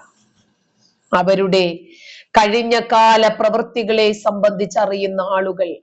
ഇത്രയും കാലവും ശക്തമായി പ്രവർത്തിച്ചിട്ട് ഇന്നുവരെ അതിനേതെങ്കിലും രൂപത്തിൽ ഒരു ഫലം കിട്ടിയിട്ടില്ല എന്ന് മനസ്സിലാകുമ്പോൾ ഏതെങ്കിലും ഒരു കാലത്ത് തങ്ങൾ ചെയ്ത പ്രവൃത്തിക്ക് അനുകൂലമായ രൂപത്തിൽ ഒരു അംഗീകാരം കിട്ടും എന്ന് വിചാരിക്കുന്ന വിഭാഗമുണ്ട്. അതുകൊണ്ട് ഇവരെന്താണ് വിചാരിക്കുന്നത് എന്ന് നോക്കിയാൽ മതി, നമുക്ക് മനസ്സിലാകും. ഇവരെന്തിന്റെ പേരിലാണ് ഈ രൂപത്തിൽ എതിർക്കുന്നത് എന്ന് നോക്കിയാൽ മതി. ഇവരെന്തിനെയാണ് എതിർക്കുന്നത് എന്ന്, ഇവരെന്തിനു വേണ്ടിയാണ് എതിർക്കുന്നത് എന്ന്. അതാണ് പല ആളുകളും പറയാൻ ആഗ്രഹിക്കുന്നത്. ഒരു വ്യക്തിയുടെ അർഹത തീരുമാനിക്കുന്നത് രാഷ്ട്രപതിയാണ്. ഇവരാരാ? മാർക്സിസ്റ്റ് പാർട്ടി കേരളത്തിൽ നടത്തുന്ന പല രൂപത്തിലുള്ള നോമിനേഷനുകളും PSC അംഗങ്ങളുടേതുൾപ്പെടെയുള്ള എത്രയെത്ര പിൻവാതിൽ സംവരണങ്ങൾ നമ്മുടെ മുൻ ഗവർണർ നമ്മുടെ മുഹമ്മദ് ഖാൻ പല വിഷയങ്ങളും പൊക്കിക്കൊണ്ടുവന്നതല്ലേ. PSC ഉൾപ്പെടെയുള്ള വിഷയത്തെ രാഷ്ട്രീയവൽക്കരിച്ചത്, രാഷ്ട്രപതിയുടെ നാമനിർദ്ദേശത്തെ അവർ വിമർശിക്കുന്നു. ഇപ്പോ സ്വന്തം മുഖം കണ്ണാടിയിൽ നോക്കിയിട്ട് മറ്റുള്ളവരെ വിമർശിക്കാൻ മുരളീധരൻ പറഞ്ഞത് എത്ര സത്യമാണ്. ഇന്ന് മതവും രാഷ്ട്രീയവും പരസ്പരം കൂട്ടിക്കുഴയ്ക്കപ്പെട്ടു. മതനേതൃത്വം വരുന്നതിനു വേണ്ടി, ഈ രാജ്യത്തെ മതരാജ്യമാക്കി മാറ്റുന്നതിനു വേണ്ടി അവർ രാഷ്ട്രീയവും മതവും പരസ്പരം കൂട്ടിക്കുഴച്ച് മതം പറഞ്ഞ് രാഷ്ട്രീയ സംഘടനകൾ ഉണ്ടാക്കി. ആ രാഷ്ട്രീയ സംഘടനകളിൽ ഇവർക്ക് അധികാരം കിട്ടാൻ ഇവർ മതത്തെ എടുത്ത് ദുരുപയോഗം ചെയ്തു. അങ്ങനെ ഒരു പൊളിറ്റിക്കൽ ഇസ്ലാമിന്റെ ഹിഡൻ അജണ്ട നമ്മുടെ നാട്ടിൽ പ്രാവർത്തികമാക്കി. അങ്ങനെയല്ലേ നടന്നത്? അതെ, VS അനുശോചനം നമ്മൾ രേഖപ്പെടുത്തിയിട്ടുണ്ട്. അച്യുതാനന്ദൻ മരിച്ചു. അതെ, നമുക്ക് നല്ല ഒരു നേതാവാണ്. എന്തായിരുന്നാലും അദ്ദേഹം അഴിമതിയൊന്നും കാണിച്ചിട്ടില്ല. നമുക്കറിയാം, ഉള്ള കാര്യം ഉള്ളതുപോലെ തുറന്നു പറഞ്ഞിട്ടുണ്ട്. അഴിമതി എന്ന് ഉദ്ദേശിച്ചത് ഖുർആനിലും ഈത്തപ്പഴക്കുരുവിന്റെ പാടയിലും ബിരിയാണി ചെമ്പിലും ഒന്നും അദ്ദേഹം സ്വർണം കൊണ്ടുവന്നില്ല.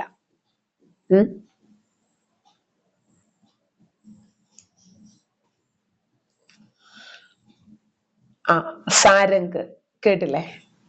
യേശുവും കലിയും ഈസാ നബിയും ഒക്കെ വരാൻ ആയിട്ടുണ്ട് എന്ന്. ടാക്സി പണിമുടക്ക് കാരണമാണെന്ന് ഒരുത്തൻ എഴുതുകയാണ്, ഇമാം മഹദി വരാനായിട്ടുണ്ട്. അതിന് 6 മറുപടി. ഇപ്പോഴേ എല്ലാവർക്കും എല്ലാം അറിയാം. നിങ്ങളുടെ ഉടായിപ്പൊന്നും ഇനി നടക്കില്ലപ്പ.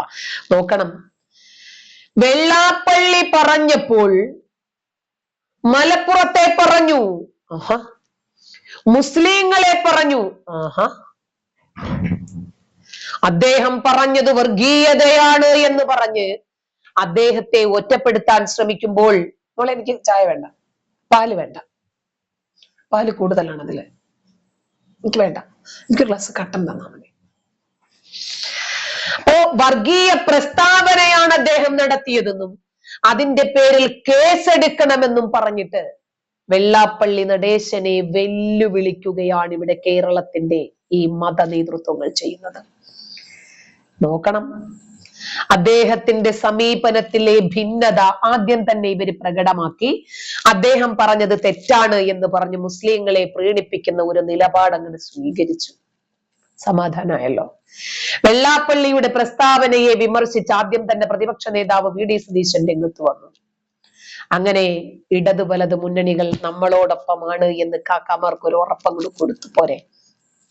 യമൻ ജയിലിൽ കഴിയുന്ന നിമിഷപ്രിയയുടെ വധശിക്ഷ നീട്ടിവെക്കാൻ ഇടപെട്ടതിന് സംസ്ഥാന സെക്രട്ടറി MV ഗോവിന്ദൻ കഴിഞ്ഞ ദിവസം നേരിൽ അഭിനന്ദിച്ച കാന്തപുരം AP മുസ്ലിയാരെ പേരെടുത്ത് പറഞ്ഞിട്ടാണ് വെള്ളാപ്പള്ളിയുടെ പരാമർശങ്ങൾ. ശരിയല്ലേ? ഒരു കൊലക്കുറ്റം ചെയ്യുക മാത്രമല്ല, ആ മനുഷ്യന്റെ ഡെഡ് ബോഡിയെ പോലും ഏത് രൂപത്തിലാണ് ആ പെണ്ണ ക്രിമിനൽ, അവൾ എന്താ ചെയ്തത് എന്ന് നിങ്ങൾക്കറിയോ? കമാൽ പാഷ വ്യക്തമായിട്ടത് വിശദീകരിച്ചിട്ടുണ്ട്. ആ മൃതശരീരം 110 കഷ്ണങ്ങളാക്കി വാട്ടർ ടാങ്കിലിട്ടു. ആ വെള്ളം കുടിച്ച മനുഷ്യർക്ക് അത്രയും മാറാരോഗങ്ങൾ. അപ്പൊ എല്ലാവരെയും കൊല്ലാനല്ലേ അവള് നോക്കിയത്, അല്ലെ? ഒരു മനുഷ്യന്റെ ശവം കിടന്ന് ചീഞ്ഞു നാറുന്ന വെള്ളം കുടിക്കാനും ഭക്ഷണം പാകം ചെയ്യാനും അവള് നിർബന്ധിതയാക്കി. എന്നിട്ട് അവൾ എന്താ ചെയ്തത്? അവള് പെട്ടെന്നൊരു പർദ്ദയും എടുത്തിട്ട് ഒരു നിക്കാബും എടുത്തിട്ട് അഭയാർത്ഥി ക്യാമ്പിലേക്ക് പോയി. അഭയാർത്ഥി ക്യാമ്പിലെ ഒരു ഫോട്ടോ കണ്ണിൽപ്പെട്ടു. ആ ഫോട്ടോ കണ്ണ് കാണാമായിരുന്നു. ആ കണ്ണ് ചെക്ക് ചെയ്തപ്പോഴാണ് ഇത് ഇവളാണ് എന്ന് മനസ്സിലായത്. യമനാണല്ലോ രാജ്യം. അപ്പൊ അവിടത്തെ സിസ്റ്റം വെച്ചിട്ട് നോക്കിയപ്പോ ഇത് ഇവളാണെന്ന് മനസ്സിലാക്കിയിട്ടാണ് അവളെ പൊക്കിയത്. എന്നിട്ട് ഒരു മനുഷ്യനെ കൊന്നതല്ല കുറ്റം, ആ മനുഷ്യനോട് ഇത്രയും ക്രൂരത കൂടി ചെയ്തിട്ട് അവൾ ഒരു നല്ല പിള്ള ചമഞ്ഞിങ്ങോട്ട് വന്നു.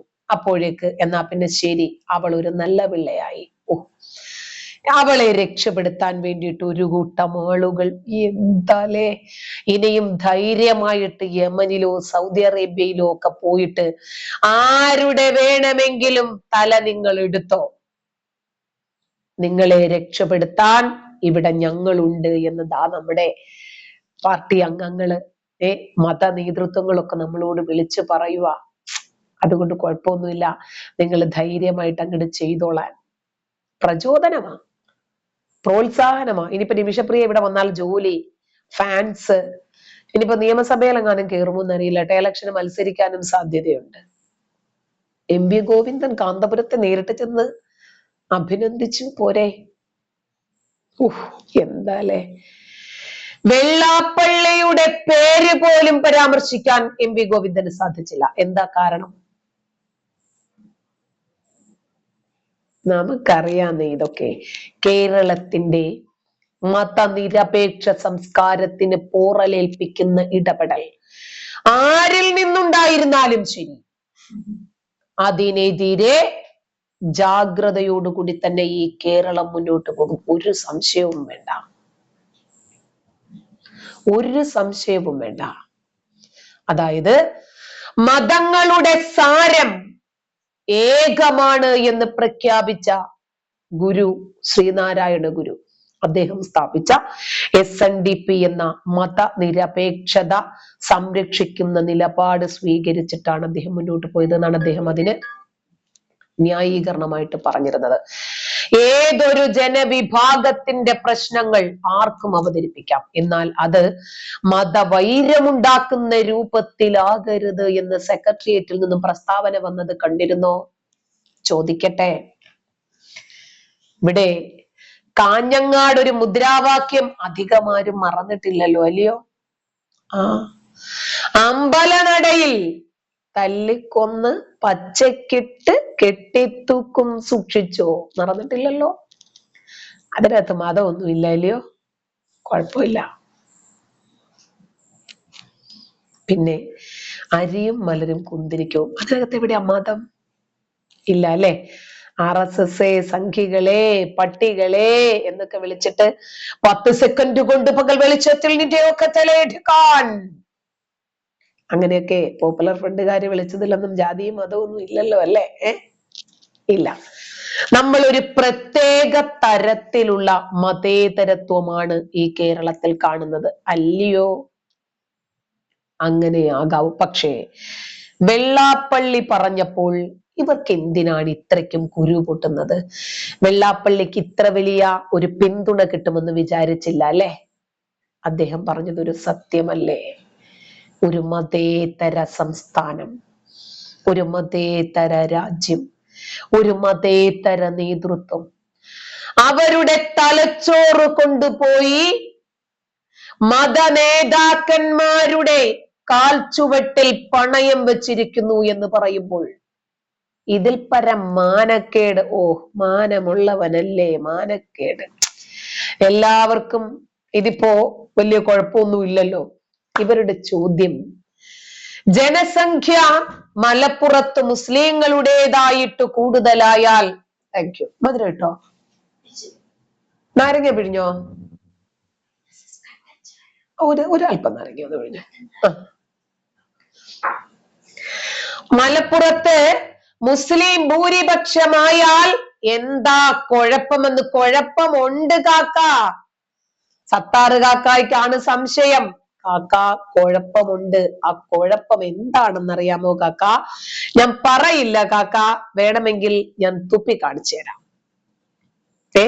നമ്മള് തൊട്ട് കാണിച്ചു തരാമെന്നൊക്കെ പറയില്ലേ, അതുപോലെ വേണമെങ്കിൽ തുപ്പി കാണിച്ചു മതി. അപ്പോൾ കരിപ്പൂരിൽ കസ്റ്റംസ് ഉദ്യോഗസ്ഥർക്ക് ജോലി നഷ്ടപ്പെടും. പിന്നെ വേണ്ടല്ലോ, നമ്മുടെ ആൾക്കാരാണ് വരുന്നതും നമ്മുടെ ആൾക്കാരാണ് പോകുന്നതും, പിന്നെ എന്തിനാണെന്ന് ആവശ്യമില്ലാതെ അല്ലെ? പിന്നെ ഇവിടെ PSC പരീക്ഷകൾ വേണ്ട, ഒരുപാട് പേർക്ക് ജോലി പോകും. പക്ഷേ വിദ്യാഭ്യാസമില്ലാത്ത അണ്ടനും അടകോടനും കുട്ടികളെ പഠിപ്പിക്കും. അക്ഷരവും ഒന്ന് മാറ്റാം, പഠിപ്പിക്കുകയും ചെയ്യാം. എങ്ങനെ? കാരണം ഇനി എല്ലാ സ്കൂളുകൾക്കും പൂട്ടിട്ടുള്ളൂ, മദ്രസകൾ മതി. നമ്മളല്ലേ തീരുമാനിക്കുന്നത്. നമ്മുടെ തീരുമാനത്തിനനുസരിച്ചിട്ടല്ലേ പിന്നീട് പോകും. ഇങ്ങനെ ചില നവോത്ഥാന പ്രവർത്തനങ്ങളൊക്കെ കേരളത്തിൽ ഉണ്ടാകും. എങ്ങനെയാണെന്നറിയാമോ? മലപ്പുറത്ത് മുസ്ലിങ്ങൾ ഭൂരിപക്ഷമായാലും പ്രശ്നമാണ്, ആ മലപ്പുറം ഒരു സംസ്ഥാനമായാലും പ്രശ്നമാണ്. കേരളം ഇതുപോലെയുള്ള ഇടതനും വലതനും ഭരിച്ചാലും പ്രശ്നമാണ് കാക്ക. സംശയമൊന്നുമില്ല. പിന്നെ ഞാൻ ഇന്നലെ രസകരമായിട്ടുള്ള ഒരു വീഡിയോ നിങ്ങൾക്ക് കാണിച്ചു തന്നിരുന്നല്ലോ. നിങ്ങളത് കണ്ടിരുന്നോ? ശ്രദ്ധിച്ചിരുന്നോ? ഒന്നും കൂടി ഒന്ന് കാണണം. അപ്പോ സത്താർ പന്തല്ലൂര് നിർബന്ധമായിട്ടും ഒരു കാര്യം മാത്രം ഒന്ന് മനസ്സിലാക്കിയാൽ മതി. എന്താണെന്നറിയാമോ? അതായത് ഈ മലപ്പുറത്ത് മുസ്ലിങ്ങൾ ഭൂരിപക്ഷമായി നമ്മൾ ഒരു സംസ്ഥാനമായിട്ട് മാറിയാൽ താത്താമാരുടെ വികസന പ്രവർത്തനങ്ങൾ കുറച്ചുകൂടി സജീവമാകും. കുഴപ്പമുണ്ടോ? ഉമ്മറവും പിന്നാമ്പുറവും ഇനി എവിടെയെങ്കിലും ഉണ്ടെങ്കിൽ അതുമൊക്കെ ഒന്ന് വിശാലമാക്കാൻ ശ്രമിക്കും. പ്രശ്നമൊന്നുമില്ലല്ലോ. ഇതുപോലെ ഞാൻ ഇന്നലെ കാണിച്ചാണ്. എന്നാലും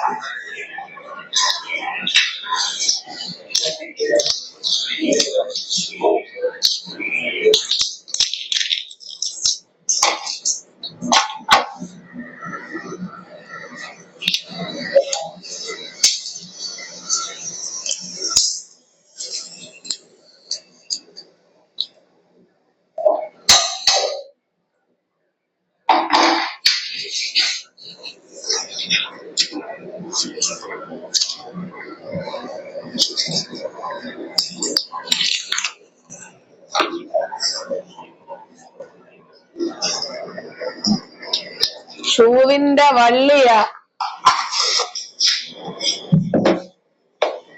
ഇവളും ഇവനുമൊക്കെ വളി വിട്ടാലും അതിലും നോക്കണം മയക്കുമരുന്നുണ്ടോ.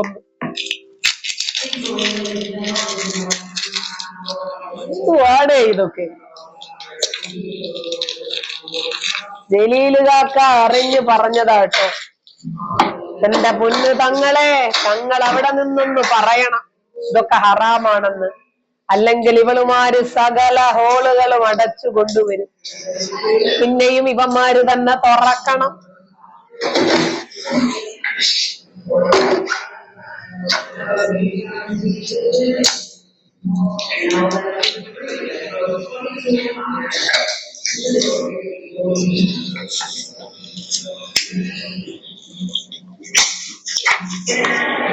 ലിപ്സ്റ്റിക്ക് നോക്കെന്തുവാ വന്ന് വീഴുന്നേന്ന്.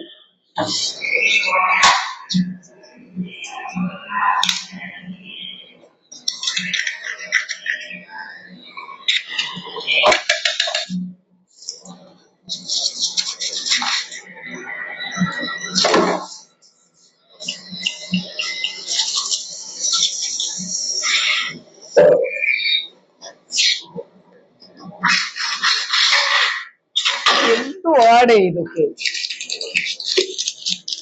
കാഞ്ഞ വിളവാണ് ഇവന്മാർക്ക് കേട്ടോ.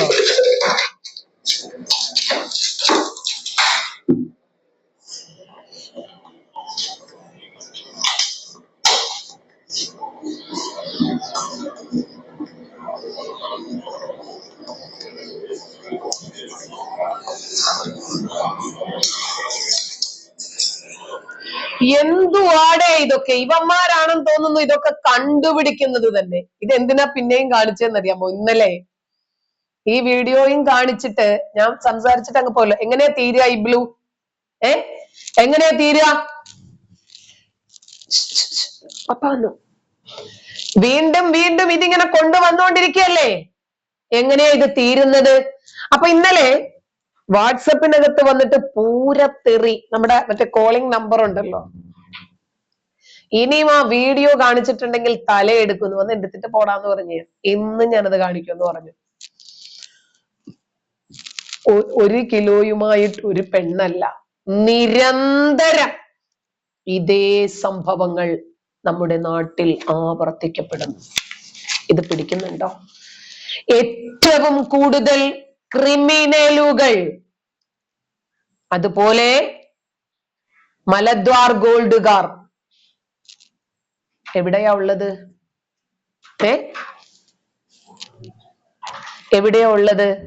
നമ്മുടെ സ്വന്തം മലപ്പുറത്ത്. കുറച്ചാളുകൾ ആരെങ്കിലും കൊന്നു, മയക്കുമരുന്ന്, കഞ്ചാവ്, തട്ടിപ്പ്, വെട്ടിപ്പ്, അവിഹിതം, നാർക്കോട്ടിക് ജിഹാദ്, ലവ് ജിഹാദ്, കള്ളക്കടത്ത്, രാജ്യദ്രോഹം, ചാവേറാക്കുക, ഇരുമ്പ് നിക്കറിട്ടിട്ട് ചാരപ്രവൃത്തി ചെയ്യുക, എല്ലാത്തിനും നമ്പർ 1 നമ്മളാണ് എന്ന് നിങ്ങൾ തെളിയിക്കുവാണ്. എന്നിട്ട് ഈ വീഡിയോ കാണിച്ചു കഴിഞ്ഞാൽ എന്റെ തലയെടുക്കണം. ഇന്നലെ ഒരുത്തം ഒന്ന് പറയുന്ന കേട്ടു, എന്നെ പെട്രോൾ ഒഴിച്ച് കത്തിക്കുമെന്ന്. വലിയൊരു ചീത്തയും വിളിച്ചിട്ട്. എന്തിനാ ഇതൊക്കെ പുറത്ത് പറയുന്നില്ലേ? വെള്ളാപ്പള്ളി നടേശനെ കത്തിക്കുമെന്ന് പറയാൻ പറ്റുമോ? കാരണം അദ്ദേഹം ഒരു വലിയ രാഷ്ട്രീയ പാർട്ടിയുടെ നേതാവാ. എനിക്കാകുമ്പോ മത പിൻബലവുമില്ല, രാഷ്ട്രീയ പിൻബലവുമില്ല. പക്ഷേ ഇവിടെ കുറച്ച് ജനങ്ങളുണ്ടല്ലോ, കാര്യങ്ങൾ മനസ്സിലാക്കുന്ന. കഴിഞ്ഞോ? കാര്യങ്ങൾ കൃത്യമായ രൂപത്തിൽ മനസ്സിലാക്കാൻ കഴിയുന്ന കുറച്ച് ജനങ്ങളുണ്ട്. ജനങ്ങൾക്കറിയാം ഇന്നത്തെ കേരളത്തിന്റെ സാഹചര്യം എന്താണ് എന്ന്. ഈ മത തീവ്രവാദം എവിടെ എത്തി നിൽക്കുന്നു എന്ന് അറിയാം. അത് മതി.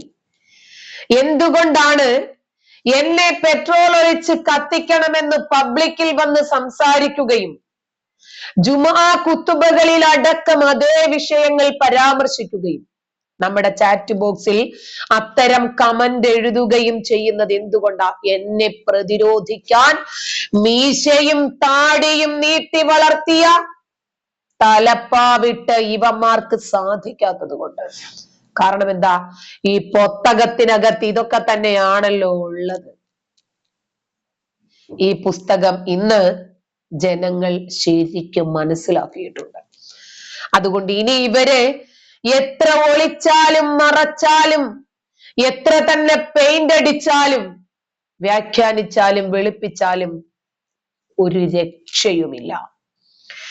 ഈ പുസ്തകവും കയ്യിൽ പിടിച്ച് അമുസ്ലിങ്ങളുടെ തലയെടുക്കാൻ ഇവർ ഇറങ്ങിത്തിരിക്കുമ്പോൾ എന്താണ് ഇവരുടെ ഉദ്ദേശം?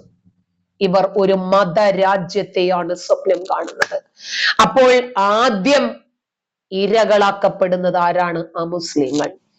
ക്രിസ്ത്യാനികളെ രണ്ടാമത് ഇവര് സ്പർശിക്കൂ. ആദ്യത്തെയും പ്രധാനവുമായിട്ടുള്ള ഇരകളാരാ? ഹിന്ദുക്കളാ. അതുകൊണ്ടാണ് ഒരിക്കൽ കൂടി 1921 വേണ്ടി ഇവർ കാത്തിരിക്കുന്നത്.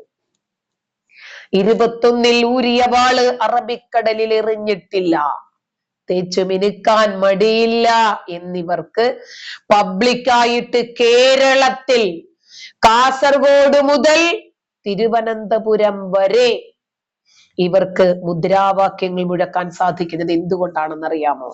അത് തന്നെ കാരണം. ഇവരുടെ കയ്യിലാണിത് സകലതും എന്നിവർക്കറിയാം. പക്ഷേ ഇവർക്ക് കൊല്ലാൻ പറ്റിയാൽ, ഇവർക്ക് പെട്രോൾ ഒഴിച്ച് കത്തിക്കാൻ പറ്റിയാൽ, ഒരു ജാമിതായി അല്ലടാ നിനക്കൊക്കെ കൊല്ലാൻ പറ്റും. എനിക്കാണെങ്കിൽ മരിക്കാനും മടിയില്ല, ജീവിക്കാനും മടിയില്ല, ഭയവുമില്ല. എടാ, മരിക്കാൻ ഭയമില്ലാത്തവരെ ഇനി എന്തോ പണങ്ങിട്ടാ പേടിപ്പിക്കുക? ഏതൊരാൾക്കും ഭയം മരിക്കാനല്ലേ? അത് എനിക്കില്ല. എന്തായിരുന്നാലും ഒരു ദിവസം മരിക്കും. അത് ഈ നാടിന് വേണ്ടി എന്തെങ്കിലും 4 നല്ല കാര്യങ്ങൾ പറയുകയോ പഠിപ്പിക്കുകയോ ചെയ്യുകയോ ചെയ്തിട്ടാണെങ്കിൽ അതെന്റെ നല്ല ഒരു അഭിലാഷമായിട്ട് ഞാൻ മനസ്സിലാക്കും. നമ്മുടെ മതത്തിന് ചില പ്രത്യേകതകളുണ്ട്. ഇതിലേക്ക് ഇങ്ങോട്ട് വരാൻ എളുപ്പമാണ്, തിരിച്ചു പോകാൻ കുറച്ച് ബുദ്ധിമുട്ടായിരിക്കും. അല്പം പ്രയാസമായിരിക്കും. അതേപോലും ഒരു മുസ്ലിമിനെ സംബന്ധിച്ചിടത്തോളം ഹിന്ദു മതത്തിലേക്ക് വന്നാലും അവൻ മുറിയനാ. അവന്റെ രക്തത്തിൽ അലിഞ്ഞു ചേർന്നിരിക്കുന്ന ആ സ്വഭാവ ഗുണമൊന്നും അവനെ വിട്ടു പോകത്തില്ല. പോകുവോ? പോകത്തില്ല. ഞാന് ഒരു വാർത്ത നിങ്ങൾക്കൊന്ന് കേൾപ്പിച്ചു തരാം. നോക്കട്ടെ. ഉണ്ട്. അതായത് ഒരു ഹിന്ദു മുസ്ലിമായി. അയാള് മുസ്ലിം ആകുമ്പോൾ അയാളുടെ അറ്റം പോകുമല്ലോ. പക്ഷെ അയാൾക്ക് പിന്നെയും ഹിന്ദു ആകണം, അറ്റം വച്ച് പിടിപ്പിക്കാനൊന്നും പറ്റത്തില്ലല്ലോ. എന്ത് ചെയ്യും? അതായത് വേറൊരു കാര്യമുണ്ട് കേട്ടോ. ഇയാൾ ഇസ്ലാമിലേക്ക് പോയപ്പോൾ ഇയാൾക്ക് ലിംഗത്തിന്റെ തുമ്പേ പോയിട്ടുള്ളൂ. തിരിച്ചു വരണമെന്ന് വിചാരിച്ചാൽ തലയുടെ തുമ്പ് പോകും. ഉത്തർപ്രദേശ് പോലീസ് അറസ്റ്റ് ചെയ്ത 10 പേരിൽ ഉൾപ്പെട്ട ലവ് ജിഹാദ് കേസിൽ ഉത്തർപ്രദേശ് പോലീസ് അറസ്റ്റ് ചെയ്ത 10 പേരിൽ ഉൾപ്പെട്ട മുഹമ്മദ് അലി എന്ന പീയൂഷ് പൻവാറിൽ നിന്നും ഉത്തർപ്രദേശ് പോലീസിന് ലഭിച്ചത് ഞെട്ടിക്കുന്ന വിവരങ്ങൾ. PFIയിലെയും സോഷ്യൽ ഡെമോക്രാറ്റിക് പാർട്ടി ഓഫ് ഇന്ത്യയിലെയും അംഗങ്ങൾക്കും മതപരിവർത്തന ശൃംഖലയുമായി ബന്ധമെന്ന് ഇയാൾ വെളിപ്പെടുത്തുന്നു. മതപരിവർത്തന റാക്കറ്റിൽ അറസ്റ്റിലായ മുഹമ്മദ് അലി ഹിന്ദു മതത്തിലേക്ക് തിരികെ മതം മാറാൻ ആഗ്രഹിക്കുന്നു. 2021 വിവാഹത്തിന് വേണ്ടി ഇസ്ലാം മതം സ്വീകരിച്ചത്. രാജ്യത്ത് ലവ് ജിഹാദ് നടത്തുന്നത് ഭീകരപ്രവർത്തനത്തിന്റെ ഭാഗമാണ് എന്ന് ഇയാൾ തുറന്നു പറഞ്ഞു. അറസ്റ്റിലായ സമയത്ത് ഹിന്ദു മതത്തിൽ നിന്നും ഇസ്ലാം മതത്തിലേക്ക് മതം മാറിയ കഥയും ഭീകരപ്രവർത്തനം ചെയ്യുകയും ചെയ്ത എങ്ങനെയുണ്ട്? അയാള് ആദ്യം ഏതു മതത്തിലായിരുന്നാലും ശരി, അയാൾ ഇസ്ലാമിലേക്ക് വന്നപ്പോൾ അടയാളമുണ്ടായി. ഇനിയും തിരിച്ചയാള് പോയാൽ ആ അടയാളം ഇല്ലാതാകുവോ? നമ്മുടെ രാമസിംഹൻ അബൂബക്കർ പറഞ്ഞതുപോലെ എനിക്കെന്റെ തുമ്പ് തിരിച്ചു തായോ എന്ന് ചോദിക്കാൻ പറ്റത്തില്ലല്ലോ. അനുഭവങ്ങളും മുഹമ്മദ് അലി പങ്കുവച്ചു. ഇസ്ലാം മതത്തിലേക്ക് വൻതോതിലുള്ള നിയമവിരുദ്ധ മതപരിവർത്തന റാക്കറ്റ് പ്രവർത്തിക്കുന്നുണ്ട് എന്നും താൻ അതിലൊരു കണ്ണിയാണ് എന്നും അദ്ദേഹം തുറന്നു വ്യക്തമാക്കി. ലവ് ജിഹാദ് കേസിൽ 6 സംസ്ഥാനങ്ങളിൽ നിന്ന് ഉത്തർപ്രദേശ് പോലീസ് അറസ്റ്റ് ചെയ്ത 10 പേരിൽ മുഹമ്മദ് അലിയും ഉണ്ട്. തനിക്ക് തന്റെ പഴയ മതമായ ഹിന്ദു മതത്തിലേക്ക് തിരികെ പോകണമെന്നും ഇയാൾ ആഗ്രഹം പ്രകടിപ്പിച്ചു. പീയൂഷ് പൻവാറിന്റെ കഥ ഇങ്ങനെ. 33 18 വയസ്സുള്ള 2 സഹോദരിമാരെ കാണാതായതായി റിപ്പോർട്ട് ലഭിച്ചതിനെ തുടർന്ന് മാർച്ചിൽ ആഗ്രയിൽ അന്വേഷണം ആരംഭിച്ചു. ലവ് ജിഹാദിലും തീവ്രവാദത്തിലും ഉൾപ്പെട്ട ഒരു സംഘം സഹോദരിമാരെ ലക്ഷ്യമിട്ടിരുന്നതായി പ്രാഥമിക അന്വേഷണത്തിൽ കണ്ടെത്തിയതായി ആഗ്ര പോലീസ് കമ്മീഷണർ ദീപക് കുമാർ പറഞ്ഞിരുന്നു. അമേരിക്കയിൽ നിന്നും കാനഡയിൽ നിന്നുമൊക്കെ ഇവർക്ക് മതപരിവർത്തനത്തിനായി സഹായം ലഭിച്ചിരുന്നു. മതം മാറുന്നതിന് മുമ്പ് പീയൂഷ് പൻവാർ ആയിരുന്ന ഇയാൾ രാജസ്ഥാൻ നിവാസിയായിരുന്നു. മതപരിവർത്തന ശൃംഖലയെ കുറിച്ച് ഇയാൾ എല്ലാ വിവരങ്ങളും പോലീസിനോട് വെളിപ്പെടുത്തിയിട്ടുണ്ട്. ആഗ്ര ജയിലിൽ കഴിഞ്ഞിരുന്ന ഇയാൾ പോലീസിന്റെ ആദ്യ ചോദ്യം ചെയ്യലിൽ പൊട്ടിക്കരഞ്ഞു എന്നും വീട്ടിലേക്ക് മടങ്ങാൻ ആഗ്രഹിക്കുന്നുവെന്ന് പറഞ്ഞതായും വൃത്തങ്ങൾ അറിയിച്ചു.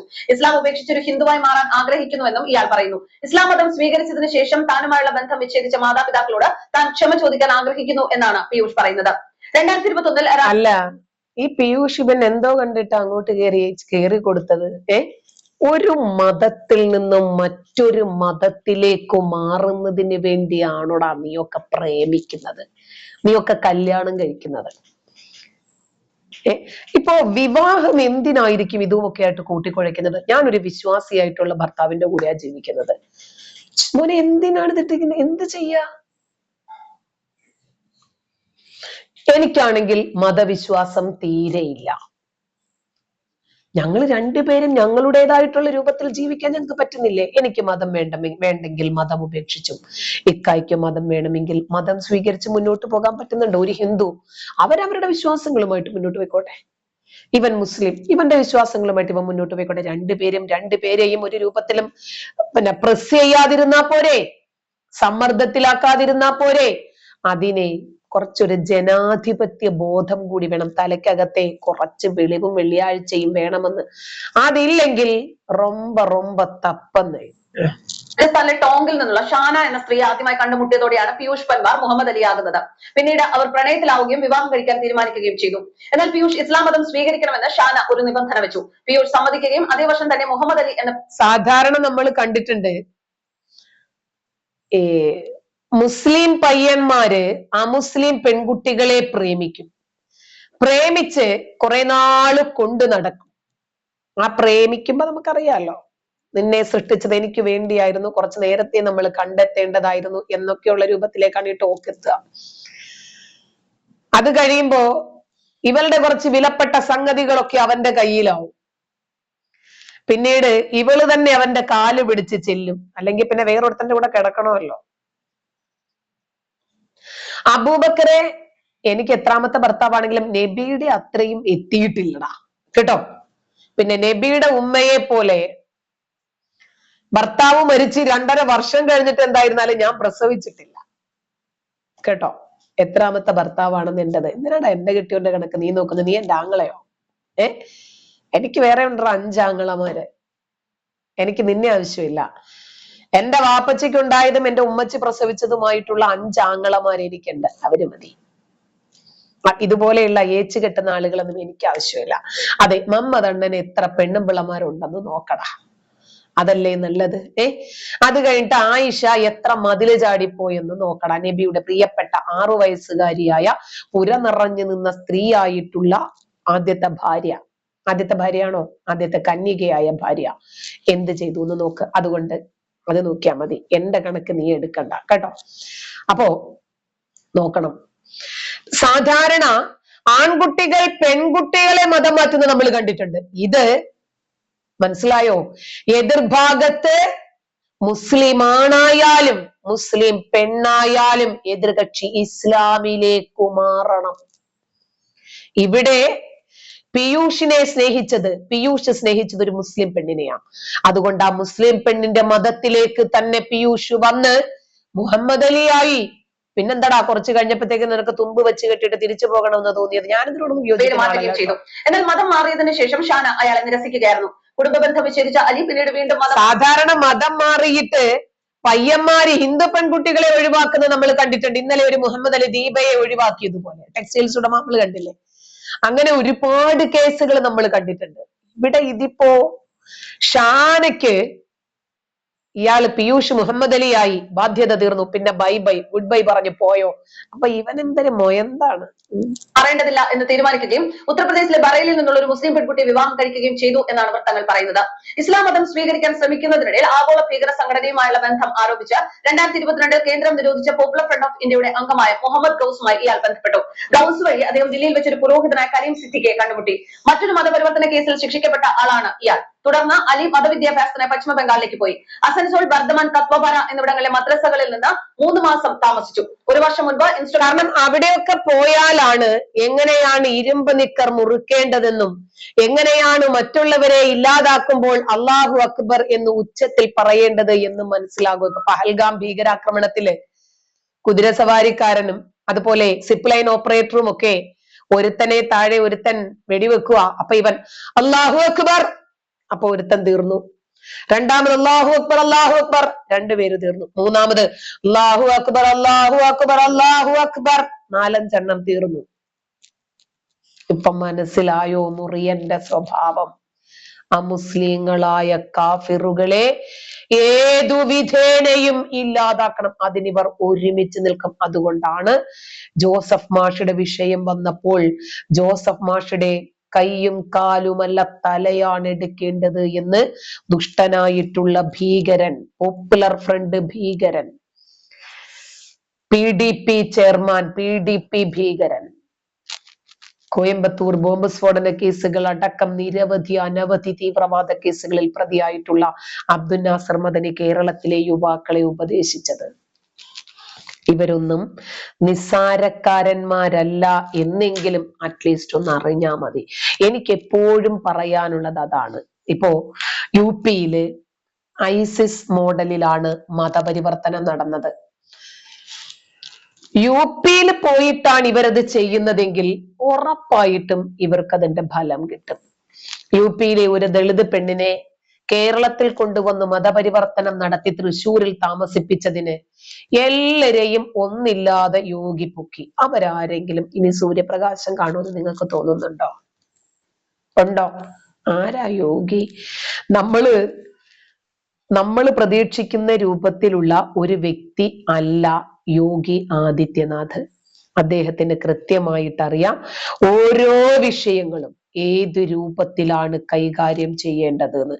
ഇനിയും ഇത് ആവർത്തിക്കാതിരിക്കാൻ എന്ത് ചെയ്യണമെന്നും അദ്ദേഹത്തിന് അറിയാം. അതുകൊണ്ട് ഒരു കേരള സ്റ്റോറി UP യിൽ നടത്താൻ തീരുമാനിച്ചപ്പോൾ വേരോടെ പൊക്കി. അപ്പൊ ഇവരെയൊക്കെ കിട്ടി. ഈ മതപരിവർത്തനം നടത്തിയ ആളുകളെ കിട്ടിയപ്പോൾ യോഗിക്ക് പോരാ, ഇതിന്റെ തലയെ പിടിക്കണം. തലയെ, വാലല്ലല്ലോ വേണ്ടത്. ബുൾഡോസർ കയറും, അതൊന്നും സംശയമൊന്നുമില്ല. അത് അവിടെയാണ്. അതിനും ഏത് വലിയ സുപ്രീം കോടതി വിധി ഉണ്ടെങ്കിലും ശരി, ബുൾഡോസർ കയറ്റി ഇറക്കണമെന്ന് വിചാരിച്ചാൽ MP-യുടെ നെഞ്ചത്തും ബുൾഡോസർ കയറ്റി ഇറക്കാൻ ഈ രാജ്യത്തിനു വേണ്ടി അത്തരം വലിയ ഒരു സേവനം ചെയ്യാൻ ഒരു മടിയും കാണിക്കുന്ന വ്യക്തിയല്ല നമ്മുടെ യോഗി ആദിത്യനാഥ്, ഒരു സംശയവുമില്ല. അദ്ദേഹത്തിന്റെ ഒരു ആർട്ടിക്കിൾ ഇന്നലെ വന്ന് നിങ്ങൾ കണ്ടിരുന്നോ? UP അദ്ദേഹം എങ്ങനെയാണ് ക്ലീൻ ആക്കിയതെന്ന്.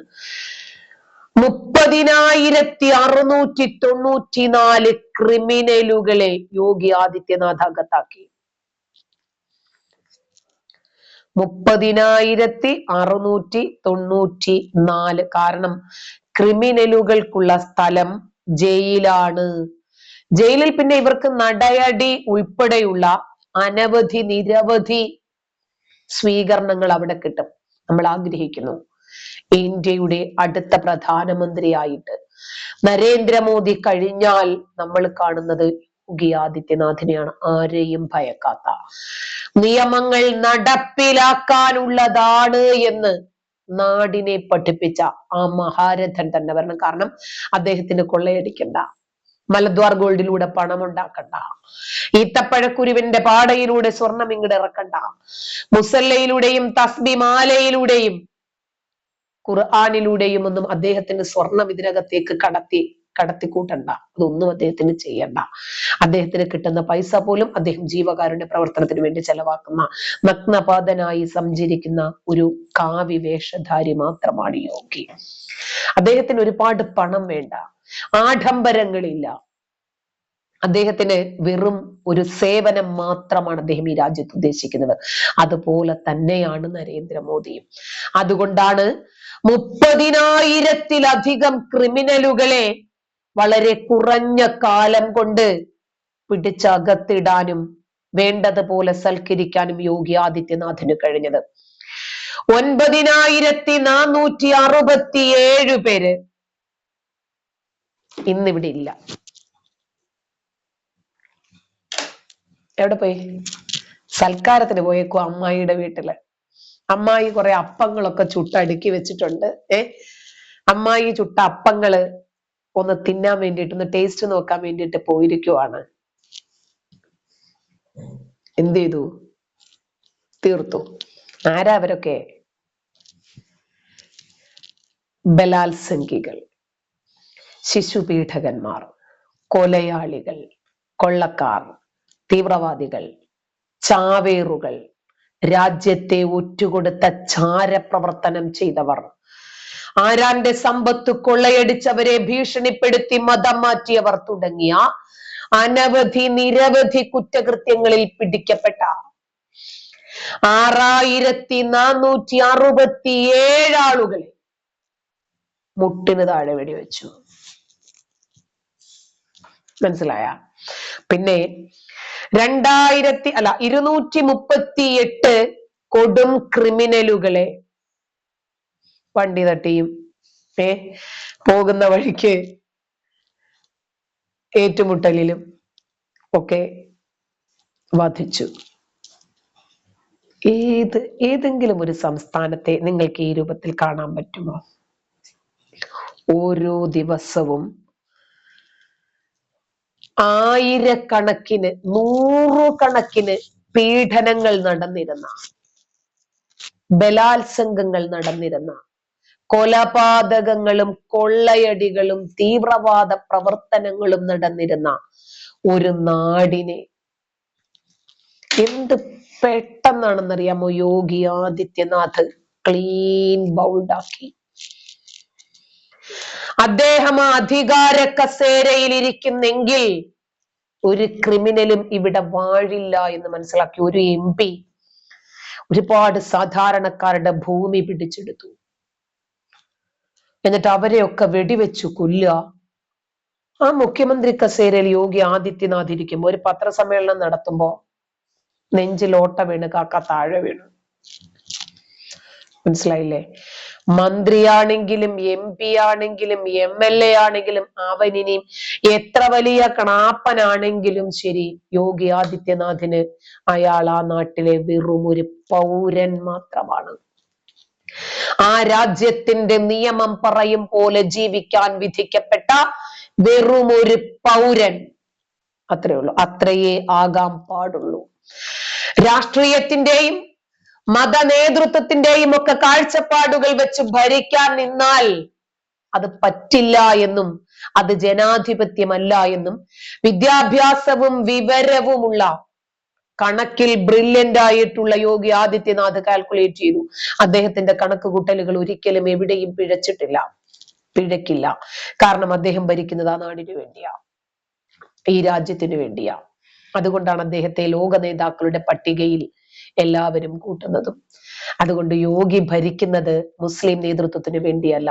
പിണറായിയെയും യോഗിയെയും ഒരുമിച്ച് ഒരു തൊഴുത്തിൽ നിങ്ങൾ കൊണ്ടുവന്ന് കെട്ടരുത്. മുസ്ലിം നേതൃത്വം കുനിഞ്ഞു നിൽക്കട എന്ന് പറഞ്ഞാൽ മുട്ടിലിഴയുന്ന പിണറായി സഖാക്കളെ മാത്രമേ നിങ്ങൾക്കറിയൂ. പക്ഷേ യോഗി ആദിത്യനാഥ് ആ ഗണത്തിൽപ്പെടുന്ന വ്യക്തിയല്ല.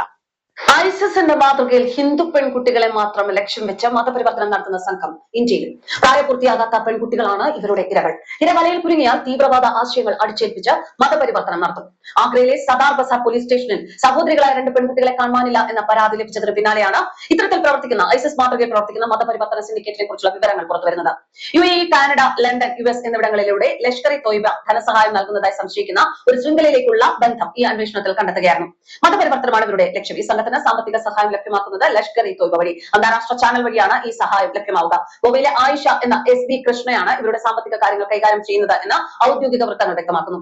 കാനഡ ആസ്ഥാനമുള്ള സയ്യിദ് ദാവൂദ് അഹമ്മദിൽ നിന്ന് പണം സ്വീകരിച്ച് ഇന്ത്യയിൽ വിതരണം ചെയ്യുകയാണ് ഇവർ ചെയ്യുന്നത്. കൊൽക്കത്ത കേന്ദ്രീകരിച്ച് പ്രവർത്തിക്കുന്ന ആയിഷയുടെ ഭർത്താവ് ഹസൻ അലിയാണ് ഇവരുടെ നിയമോപദേശകൻ. മതപരിവർത്തനത്തിന് ആവശ്യമായ രേഖകൾ തയ്യാറാക്കുന്നത് ഇയാളാണ്. ആഗ്രയിലെ അബ്ദുൾ റഹ്മാൻ ഖുറൈഷി, കൊൽക്കത്തയിലെ ഒസാമ തുടങ്ങിയ പ്രധാനികളാണ് തീവ്രവാദ പ്രവർത്തനങ്ങൾ കൈകാര്യം ചെയ്യുന്നത്. ദി സുന്നത്ത് ചാനൽ എന്ന യൂട്യൂബ് ചാനൽ വഴി തീവ്രവാദ പ്രത്യയശാസ്ത്രം പ്രസംഗിച്ചുകൊണ്ട് ഖുറൈഷിയാണ് പെൺകുട്ടികളെ ബ്രെയിൻ വാഷ് ചെയ്യുന്നതെന്നും ഉദ്യോഗസ്ഥർ വെളിപ്പെടുത്തുന്നു. ബ്രെയിൻ വാഷ് ചെയ്യുന്നു. ഓക്കെ, ഞാൻ ഒരിക്കലും അദ്ദേഹത്തിന്റെ കഴിവായിട്ടോ മികവായിട്ടോ ഒന്നും അതിനെ കാണുന്നില്ല കേട്ടോ. ഈ ചെന്ന് കയറുന്ന മലരുകളുടെ കഴിവുകേട് എന്നല്ലാതെ എന്തു അതിന് പറയുന്നത്? ഓ, അതിനകത്ത് വലിയ കാര്യമൊന്നുമില്ലെന്നേ. ഇത്രയേ ഉള്ളൂ സംഭവം. ഇവർക്ക് ഇവരുടെ മതത്തെ കുറിച്ചും അറിയില്ല, ഇവര് ചേക്കേറുന്ന മതത്തെ കുറിച്ചും അറിയില്ല. അത്രയേ ഉള്ളൂ. ഈ മലരുകളെ സംബന്ധിച്ചിടത്തോളം ഇവര് വേസ്റ്റ് ആണ്. ഇവരൊക്കെ പോകുന്നത് തന്നെയാണ് നല്ലത്, പൊയ്ക്കോട്ടെ. ISIS മോഡലിലായിരുന്നാലും, ഇനി അതല്ല അതിന്റെ അപ്പുറം എന്തെങ്കിലും മോഡലിലായിരുന്നാലും ശരി, ചെന്ന് കേറുന്നവർ കുളിപ്പില്ലെങ്കിൽ അങ്ങ് പൊയ്ക്കോട്ടെ. എന്ത് ചെയ്യാനാ? അവരെ അങ്ങനെയൊന്നും പിടിച്ചാൽ കിട്ടത്തില്ല. അവരതിനകത്ത് ചെന്ന് കയറി അതിന്റെ ആസ്വാദനങ്ങളൊക്കെ ഒന്ന് അനുഭവിച്ചിട്ട് ഓ ഇത് ശരിയല്ല എന്ന് തോന്നി തിരിച്ചു വരാൻ ശ്രമിച്ചാൽ അയ്യോ തല പോകുമോ എന്നിവരൊന്ന് പേടിക്കണം. അങ്ങനെ കുറച്ചു പേര് പേടിച്ചാലേ ഇനിയെങ്കിലും പോകാൻ മുട്ടി നിൽക്കുന്നവർക്ക് ഒരു പഠനമാകും. ഇതാണ് ഞാൻ മനസ്സിലാക്കുന്നത് കേട്ടോ. അതുപോലെ എല്ലാരും മനസ്സിലാക്കിയാല് സംഗതി വളരെ എളുപ്പമാകും. എന്താണ് ഫാറൂഖിന്റെ പ്രശ്നം? കുറച്ചു നേരമായല്ലോ ഫാറൂഖ് വന്നിട്ട് എന്തൊക്കെയാ പറയുന്നത്. അപ്പോ നമ്മൾ പറഞ്ഞു വന്നത് വേറൊന്നുമല്ല, മലപ്പുറത്തെ സംബന്ധിച്ച് ആരും പറയാൻ പാടില്ല. കാരണം ഒരു പ്രത്യേക മതവിഭാഗത്തിന് അവന്റെ ഒക്കെ തന്തമാർക്ക് സ്ത്രീധനം കിട്ടിയതാണ് മലപ്പുറമെന്നും, മലപ്പുറം കേരളത്തിലേ അല്ല, മലപ്പുറം ഒരു രാജ്യമാണോ ഒരു സംസ്ഥാനമാണോ എന്നതൊക്കെ അവരങ്ങോട്ട് തീരുമാനിക്കുമെന്നാണ് അവര് മനസ്സിലാക്കി വെച്ചിരിക്കുന്നത്. പക്ഷേ ഇത് നരേന്ദ്രമോദി ഭരിക്കുന്ന ഭാരതത്തിൽ നടക്കുമോ എന്നതാണ് വിഷയം. അതൊന്ന് ചിന്തിക്കേണ്ട കാര്യമാണ് കേട്ടോ.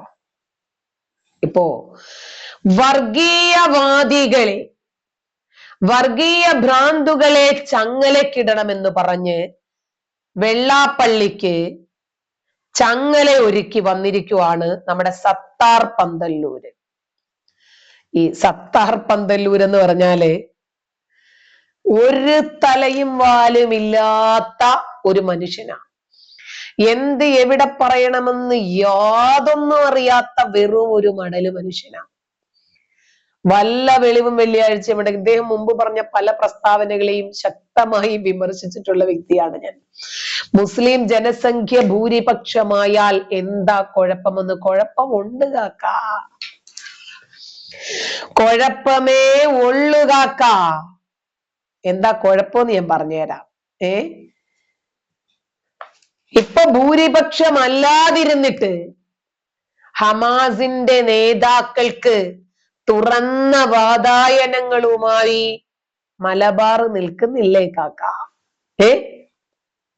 ഹമാസിന്റെ നേതാവ് ആയിട്ടുള്ള എന്താൽ അവന്റെ പേര് ഖാലിദ് മിഷേൽ, അവന് സ്വീകരണമൊരുക്കി വേദി ഒരുക്കി കാത്തിരുന്നപ്പോൾ നരേന്ദ്രമോദി പണി കൊടുത്തു. രക്ഷയില്ല കാക്ക, ഇവിടെങ്ങാനും വന്ന മുട്ടുകാല് ഞാൻ ചെത്തുവെന്ന് പറഞ്ഞു. അപ്പോൾ എന്നാ പിന്നെ വെർച്വൽ മീറ്റിംഗ്, ഓക്കെ, ഓൺലൈൻ. ഇനി മലപ്പുറം നമ്മുടേതായാൽ, കേരളത്തിൽ മുസ്ലിങ്ങൾ ഭൂരിപക്ഷമായാൽ നിങ്ങളെ ആരെതിർക്കും കാക്ക? VS ഇന്ന് മരിച്ചു, അനുശോചനം രേഖപ്പെടുത്തുന്നു. അദ്ദേഹം മുതൽ വെള്ളാപ്പള്ളി നടേശൻ വരെയുള്ള ആളുകൾ ഇടയ്ക്കിടെ കേരളത്തിന്റെ സമീപകാല സാഹചര്യങ്ങളിലൂടെ കടന്നു പോകുമ്പോൾ ഇനി അങ്ങോട്ട് ദൂരവ്യാപകമായ പ്രത്യാഘാതങ്ങളാണ് മതേതര കേരളം കാണാൻ കാത്തിരിക്കുന്നത് എന്നത് തുറന്നു പറയുന്നു. കേരളത്തില് മുസ്ലിങ്ങൾ ഭൂരിപക്ഷമാകുന്നത് എന്ത് പ്രശ്നമാണുള്ളത് എന്ന് SKSSFന്റെ സംസ്ഥാന വൈസ് പ്രസിഡന്റ് ആയിട്ടുള്ള സത്താർ പന്തല്ലൂർ ചോദിക്കുന്നു. അദ്ദേഹത്തിന് അറിയാത്തത് കൊണ്ടല്ല, അൽ കേരളം അദ്ദേഹമൊക്കെ സ്വപ്നം കാണുന്ന ഒരു കേരളമാ. പക്ഷെ കാക്ക വിട്ടുപിടി അല്ലേ? നരേന്ദ്രമോദി ഇരിക്കുന്നിടത്തോളം നടപ്പില്ല കാക്ക. കാരണം മര്യാദയ്ക്ക് മര്യാദയ്ക്ക് മര്യാദയ്ക്ക് ജീവിച്ചാൽ നമ്മുടെ നാട്ടിൽ ജീവിക്കാം എന്ന് പറഞ്ഞവനെയൊക്കെ ഒരു 3 മണി സമയത്ത് എന്തുവാ കാക്ക, സ്വപ്നമാണോ കണ്ടത്? നന്ദം വിട്ടു പോയില്ലേ പോപ്പുലർ ഫ്രണ്ടുകാര്? ഓരോ നേതാവിന്റെയും വീട്ടിൽ കൃത്യം 3 മണിക്ക് എന്ത് പിൻ ഡ്രോപ്പ് സൈലന്റ് ആയിട്ടുള്ള ഓപ്പറേഷൻ ആയിരുന്നു. എല്ലാ നേതാക്കളുടെയും വീട്ടിൽ റെഡി 1 2 3 എന്ന് പറഞ്ഞ് കോളിംഗ് ബെൽ അടിക്കുന്നു. അപ്പോൾ നമ്മുടെ ഭീകരന്മാർ എഴുന്നേറ്റ് വരുന്ന, എന്താ പിന്നെ കാക്ക പോകല്ലേ? അല്ല, ഞാൻ കണ്ണൊന്ന് തിരുമട്ടെ. അല്ല, കണ്ണും ഒക്കെ അവിടെ പോയിട്ട് തിരുമാ, വായോ. ആർക്കാ പറ്റിയത്? മര്യാദ പഠിപ്പിക്കാൻ കൊണ്ടുപോയതാ നരേന്ദ്രമോദി. മര്യാദ പഠിച്ചിട്ടില്ലെങ്കിൽ പഠിക്കുക തന്നെ വേണം കാക്ക. അപ്പോ കേരളം അൽക്കേരളമാക്കാൻ ഇറങ്ങി പുറപ്പെട്ട പോപ്പുലർ ഫ്രണ്ടിനെ തളയ്ക്കാൻ നരേന്ദ്രമോദിക്ക് സാധിച്ചിട്ടുണ്ടെങ്കിൽ ഇതും പുഷ്പം പോലെ അങ്ങോട്ട് തീരും കാക്ക. അങ്ങ് തീരുമെന്നേ. മുസ്ലിം ജനസംഖ്യ ഭൂരിപക്ഷമായാൽ ഇവിടെ എന്താ കുഴപ്പം? കുഴപ്പമുണ്ടെന്നാ പറഞ്ഞു വരുന്നത്. മലപ്പുറം ജില്ലയിൽ മുസ്ലിങ്ങൾ ഭൂരിപക്ഷമായിട്ട് എന്ത് കുഴപ്പമാണ് ഉണ്ടായത് വെള്ളാപ്പള്ളി? കുഴപ്പമേ ഉള്ളു കാക്ക. കരിപ്പൂര് കോഴിക്കോടല്ലേ കാക്ക, പക്ഷെ ഇരിക്കുന്നത് മലപ്പുറത്താണ് കാക്ക. അവിടെ നടക്കുന്നത്ര രൂപത്തിലുള്ള ചാരപ്രവർത്തികൾ, ഭീകരവാദങ്ങൾ, തീവ്രവാദങ്ങൾ, ലവ് ജിഹാദുകൾ, മതം മാറ്റങ്ങൾ, ഭീഷണികൾ, സ്വദേശവൽക്കരണങ്ങൾ ഇവിടെ നടക്കുന്നുണ്ട്. മലപ്പുറത്തെ ഹിന്ദുക്കളെ അവരെ ഓരോ പ്രദേശത്തു നിന്നും ചവിട്ടി പുറത്താക്കിക്കൊണ്ട് ഒരുപാട് കേസുകൾ ഞാൻ ഇടപെട്ടിട്ടുണ്ട്. ഞങ്ങൾക്ക് ഇവിടെ വീടും സ്ഥലവും ഇവിടെ, ഞങ്ങളെ ഒരു തേങ്ങ ഇടാൻ പോലും അനുവദിക്കുന്നില്ല എന്ന് പറഞ്ഞൊരു സ്ത്രീ എത്രയോ ചാനലുകളിൽ അവര് വന്നു. രക്ഷയില്ല. ഒരു സംഘടനാ നേതാവിനത് പറയാൻ ഇത്രയും സമയമെടുത്തു. മതേതര സമൂഹം ചങ്ങലക്കിടേണ്ടത് ഇസ്ലാമിക തീവ്രവാദികളെയാണ്. ഇസ്ലാമിക തീവ്രവാദത്തെ പ്രോത്സാഹിപ്പിക്കുന്ന മുസ്ലിം വർഗീയവാദികളെയാണ് ചങ്ങലക്കിടേണ്ടത്. അദ്ദേഹം ഫേസ്ബുക്കിലൂടെ എഴുതുകയാണ്, എന്താ മുസ്ലിങ്ങൾ ഭൂരിപക്ഷമായാൽ കുഴപ്പമൊന്നും? നിലവിലെ ജനസംഖ്യാ വർധനവിന്റെ കണക്ക് പരിശോധിച്ചാൽ നൂറ്റാണ്ടുകൾ കഴിഞ്ഞാൽ പോലും സാധ്യതയില്ലാത്ത ഒരു കാര്യം പറഞ്ഞാണ് അവർ അന്തരീക്ഷം മലിനമാക്കുന്നത് എന്നാണ് പന്തല്ലൂരിന്റെ അഭിപ്രായം. നല്ല കാക്ക, ഇപ്പോൾ നിങ്ങൾക്ക് ഇസ്ലാമിക് സ്കൂൾ വേണമെന്ന് പറയുന്നില്ലേ? മദ്രസയ്ക്കൊപ്പിച്ച് സ്കൂളിന്റെ സമയം മാറ്റണമെന്ന് പറയുന്നില്ലേ? ഞങ്ങളാരും ചെരുപ്പിനൊപ്പിച്ച് കാല് മുറിക്കാറില്ല.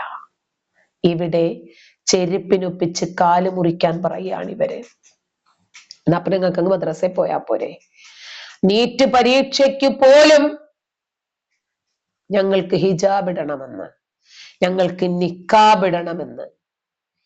മലപ്പുറം ജില്ലയിൽ മുസ്ലിങ്ങൾ ഭൂരിപക്ഷമായതുകൊണ്ടാണ് ഇത്തരം വർഗീയ ശക്തികൾ വാഴുന്നത്. എന്താ സംശയം? മലബാറിലെ ഒരു കുഞ്ഞ് മുസ്ലിം ഭൂപ്രദേശത്തിന്റെ അവസ്ഥ ഇതാണെങ്കിൽ നാളെ കേരളം അഭിമുഖീകരിക്കാൻ പോകുന്നത് വലിയ രൂപത്തിലുള്ള പ്രത്യാഘാതങ്ങളാണ് എന്ന് പറയാൻ മടിയില്ലാത്ത VS-നെ പോലെയുള്ള, അത് തുറന്നു പറയാൻ മടിയില്ലാത്ത വെള്ളാപ്പള്ളിയെ പോലെയുള്ള ആളുകൾ ഇനിയുമുണ്ട്. അവരത് പറയും, പറഞ്ഞുകൊണ്ടേയിരിക്കും. അത് പറയുമ്പോ അവരെ ഇല്ലാതാക്കാൻ ശ്രമിച്ച്, അവരെ കുറ്റപ്പെടുത്താൻ ശ്രമിച്ച്, അവരെ ഒറ്റപ്പെടുത്താൻ ശ്രമിച്ച് ഒരു കാര്യവുമില്ല. ഇപ്പൊ പോപ്പുലർ ഫ്രണ്ടിനെ നിരോധിച്ചപ്പോൾ ഇവര് പുതിയൊരു സംഘടന ഉണ്ടാക്കി, വഹ്ദത്തെ ഇസ്ലാമി. പോപ്പുലർ ഫ്രണ്ടിന്റെ അതേ മുഖംമൂടി തന്നെയായിരുന്നു. മലപ്പുറത്തിന് അത് കഴിഞ്ഞത്. മലപ്പുറത്താണ് ആ സംഘടന ഫോം ചെയ്തത്. മുസ്ലിങ്ങൾ ഭൂരിപക്ഷമായതുകൊണ്ടാണ് അത് കഴിഞ്ഞത്. പോപ്പുലർ ഫ്രണ്ടിന്റെ തീവ്രവാദ പ്രവർത്തനങ്ങൾ മനസ്സിലാക്കിയ ആ സംഘടന നിരോധിച്ചപ്പോൾ അടുത്ത സംഘടന മുസ്ലിം ഭൂരിപക്ഷമായതുകൊണ്ടാണ്. പോപ്പുലർ ഫ്രണ്ടിന്റെ നിരോധനത്തോടുകൂടി വഴിയാധാരമായ മതതീവ്രവാദികൾക്ക് അഭയമായി വഹ്ദത്തെ ഇസ്ലാമി വന്നു. 24 ഏക്കറിൽ മഞ്ചേരിയിൽ ഒരു ആയുധ പരിശീലന കേന്ദ്രം, തീവ്രവാദ കേന്ദ്രം, മതപരിവർത്തന കേന്ദ്രം നടന്നപ്പോൾ ആരെതിർത്തു? മുസ്ലിം ഭൂരിപക്ഷ പ്രദേശമായതുകൊണ്ടാണ് അതിന് കഴിഞ്ഞത്. കഴിഞ്ഞ കുറെ നാളുകളായി ആലപ്പുഴയിലെ ഭാഗങ്ങളിൽ മതതീവ്രവാദത്തിന്റെ പോസ്റ്ററുകൾ ഉയർന്നത് നമ്മൾ കാണുന്നില്ലേ? ആരാണ് ഇതിന്റെ പിന്നില്? വഹ്ദത്തെ ഇസ്ലാമി. പോപ്പുലർ ഫ്രണ്ടിനെ നിരോധിച്ചു. സോഷ്യൽ മീഡിയകളിൽ നിന്ന് അവരുടെ ഫേസ്ബുക്ക് ഗ്രൂപ്പുകൾ പോയോ? പേജുകൾ പോയോ? ഇല്ല. അതിന്റെ അണികളും അവിടെ തന്നെയുണ്ട്. ഭാരതത്തെ മതവൽക്കരിച്ച് തകർക്കാൻ ഇറങ്ങി തിരിച്ച ജമാഅത്തെ ഇസ്ലാമി പാകിയ വിഷവിത്തുകൾ ഒരെണ്ണം മാത്രമാണ് വഹ്ദത്തെ ഇസ്ലാമി. NDF ആണെങ്കിലും പോപ്പുലർ ഫ്രണ്ട് ആണെങ്കിലും മൈനോറിറ്റി റൈറ്റ് വാച്ച് ആണെങ്കിലും ഇസ്ലാമിക് സ്റ്റുഡൻസ് ഓർഗനൈസേഷൻ ആണെങ്കിലും Popular Front, SDPI, NDF, PDP, Wahdat e Islami, ഇതെല്ലാം തീവ്രവാദ സംഘടനകളുടെ വകഭേദങ്ങളാണ്. ഇത് പറയാൻ എന്തിനാ പേടിക്കുന്നേ? ഇവർ ഈ നാടിനെ മതവൽക്കരിക്കാനാണ് ശ്രമിക്കുന്നത് എന്ന് പറയാൻ നമുക്കാർക്കും ഒരു പേടിയുമില്ല. നമ്മൾ പറയേണ്ടതുപോലെ പറയേണ്ടുന്ന സമയത്ത് അതേ ഗ്രാവിറ്റിയിൽ പറയും. നിങ്ങൾ ഇനിയിപ്പോ എന്നെ പെട്രോൾ ഒഴിച്ച് കത്തിക്കൂ എന്ന് പറഞ്ഞു കഴിഞ്ഞാൽ അത് പേടിച്ചിട്ട് ഞാനത് പറയത്തില്ലെന്നൊന്നും വിചാരിക്കരുത്. ഞാൻ നല്ല ധീരനായ പിതാവിന്റെ മകളാ. അതുകൊണ്ട് അതൊന്നും കാണിച്ചിട്ട് നിങ്ങൾക്ക് പേടിപ്പിക്കാൻ നിങ്ങൾക്ക് കൊല്ലാം. തോൽപ്പിക്കാനൊന്നും പറ്റില്ലെന്ന്. ഇത് ഇനം വേറെയാ, ബുദ്ധിമുട്ടായിരിക്കും.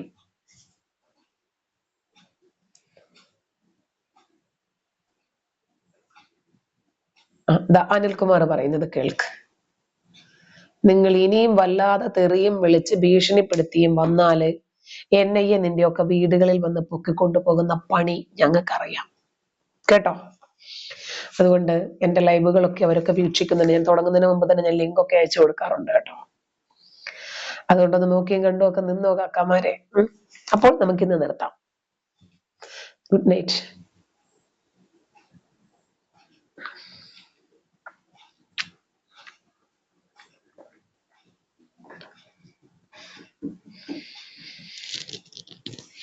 എന്ത് മാന്യതയെന്നേ. മദ്രസയിൽ പഠിച്ച ആളുകളോട് നമ്മൾ മാന്യമായിട്ട് പെരുമാറുന്നെന്നും പറഞ്ഞിട്ട് നമ്മൾ തരം താഴല്ലേ? രക്ഷയില്ല. മദ്രസയിൽ പഠിപ്പിച്ച ഡാഷിന്റെ മോനെ, ഡാഷിന്റെ മോളെ, ഇതൊക്കെ ഇവരുടെ ഭാഗത്ത് നിന്ന് വരൂ. അനിൽകുമാർ, റെനി, പ്രേമരാജൻ, സാജ് സാൻസ്, മാധവി എല്ലാരും ഉണ്ടല്ലോ ഇന്ന്. റെനിയുടെ പോയി, റെനിയുടെ പോയി ഇന്ന് നേരത്തെ ഉണ്ടായിരുന്നു, ഞാൻ കണ്ടല്ലോ.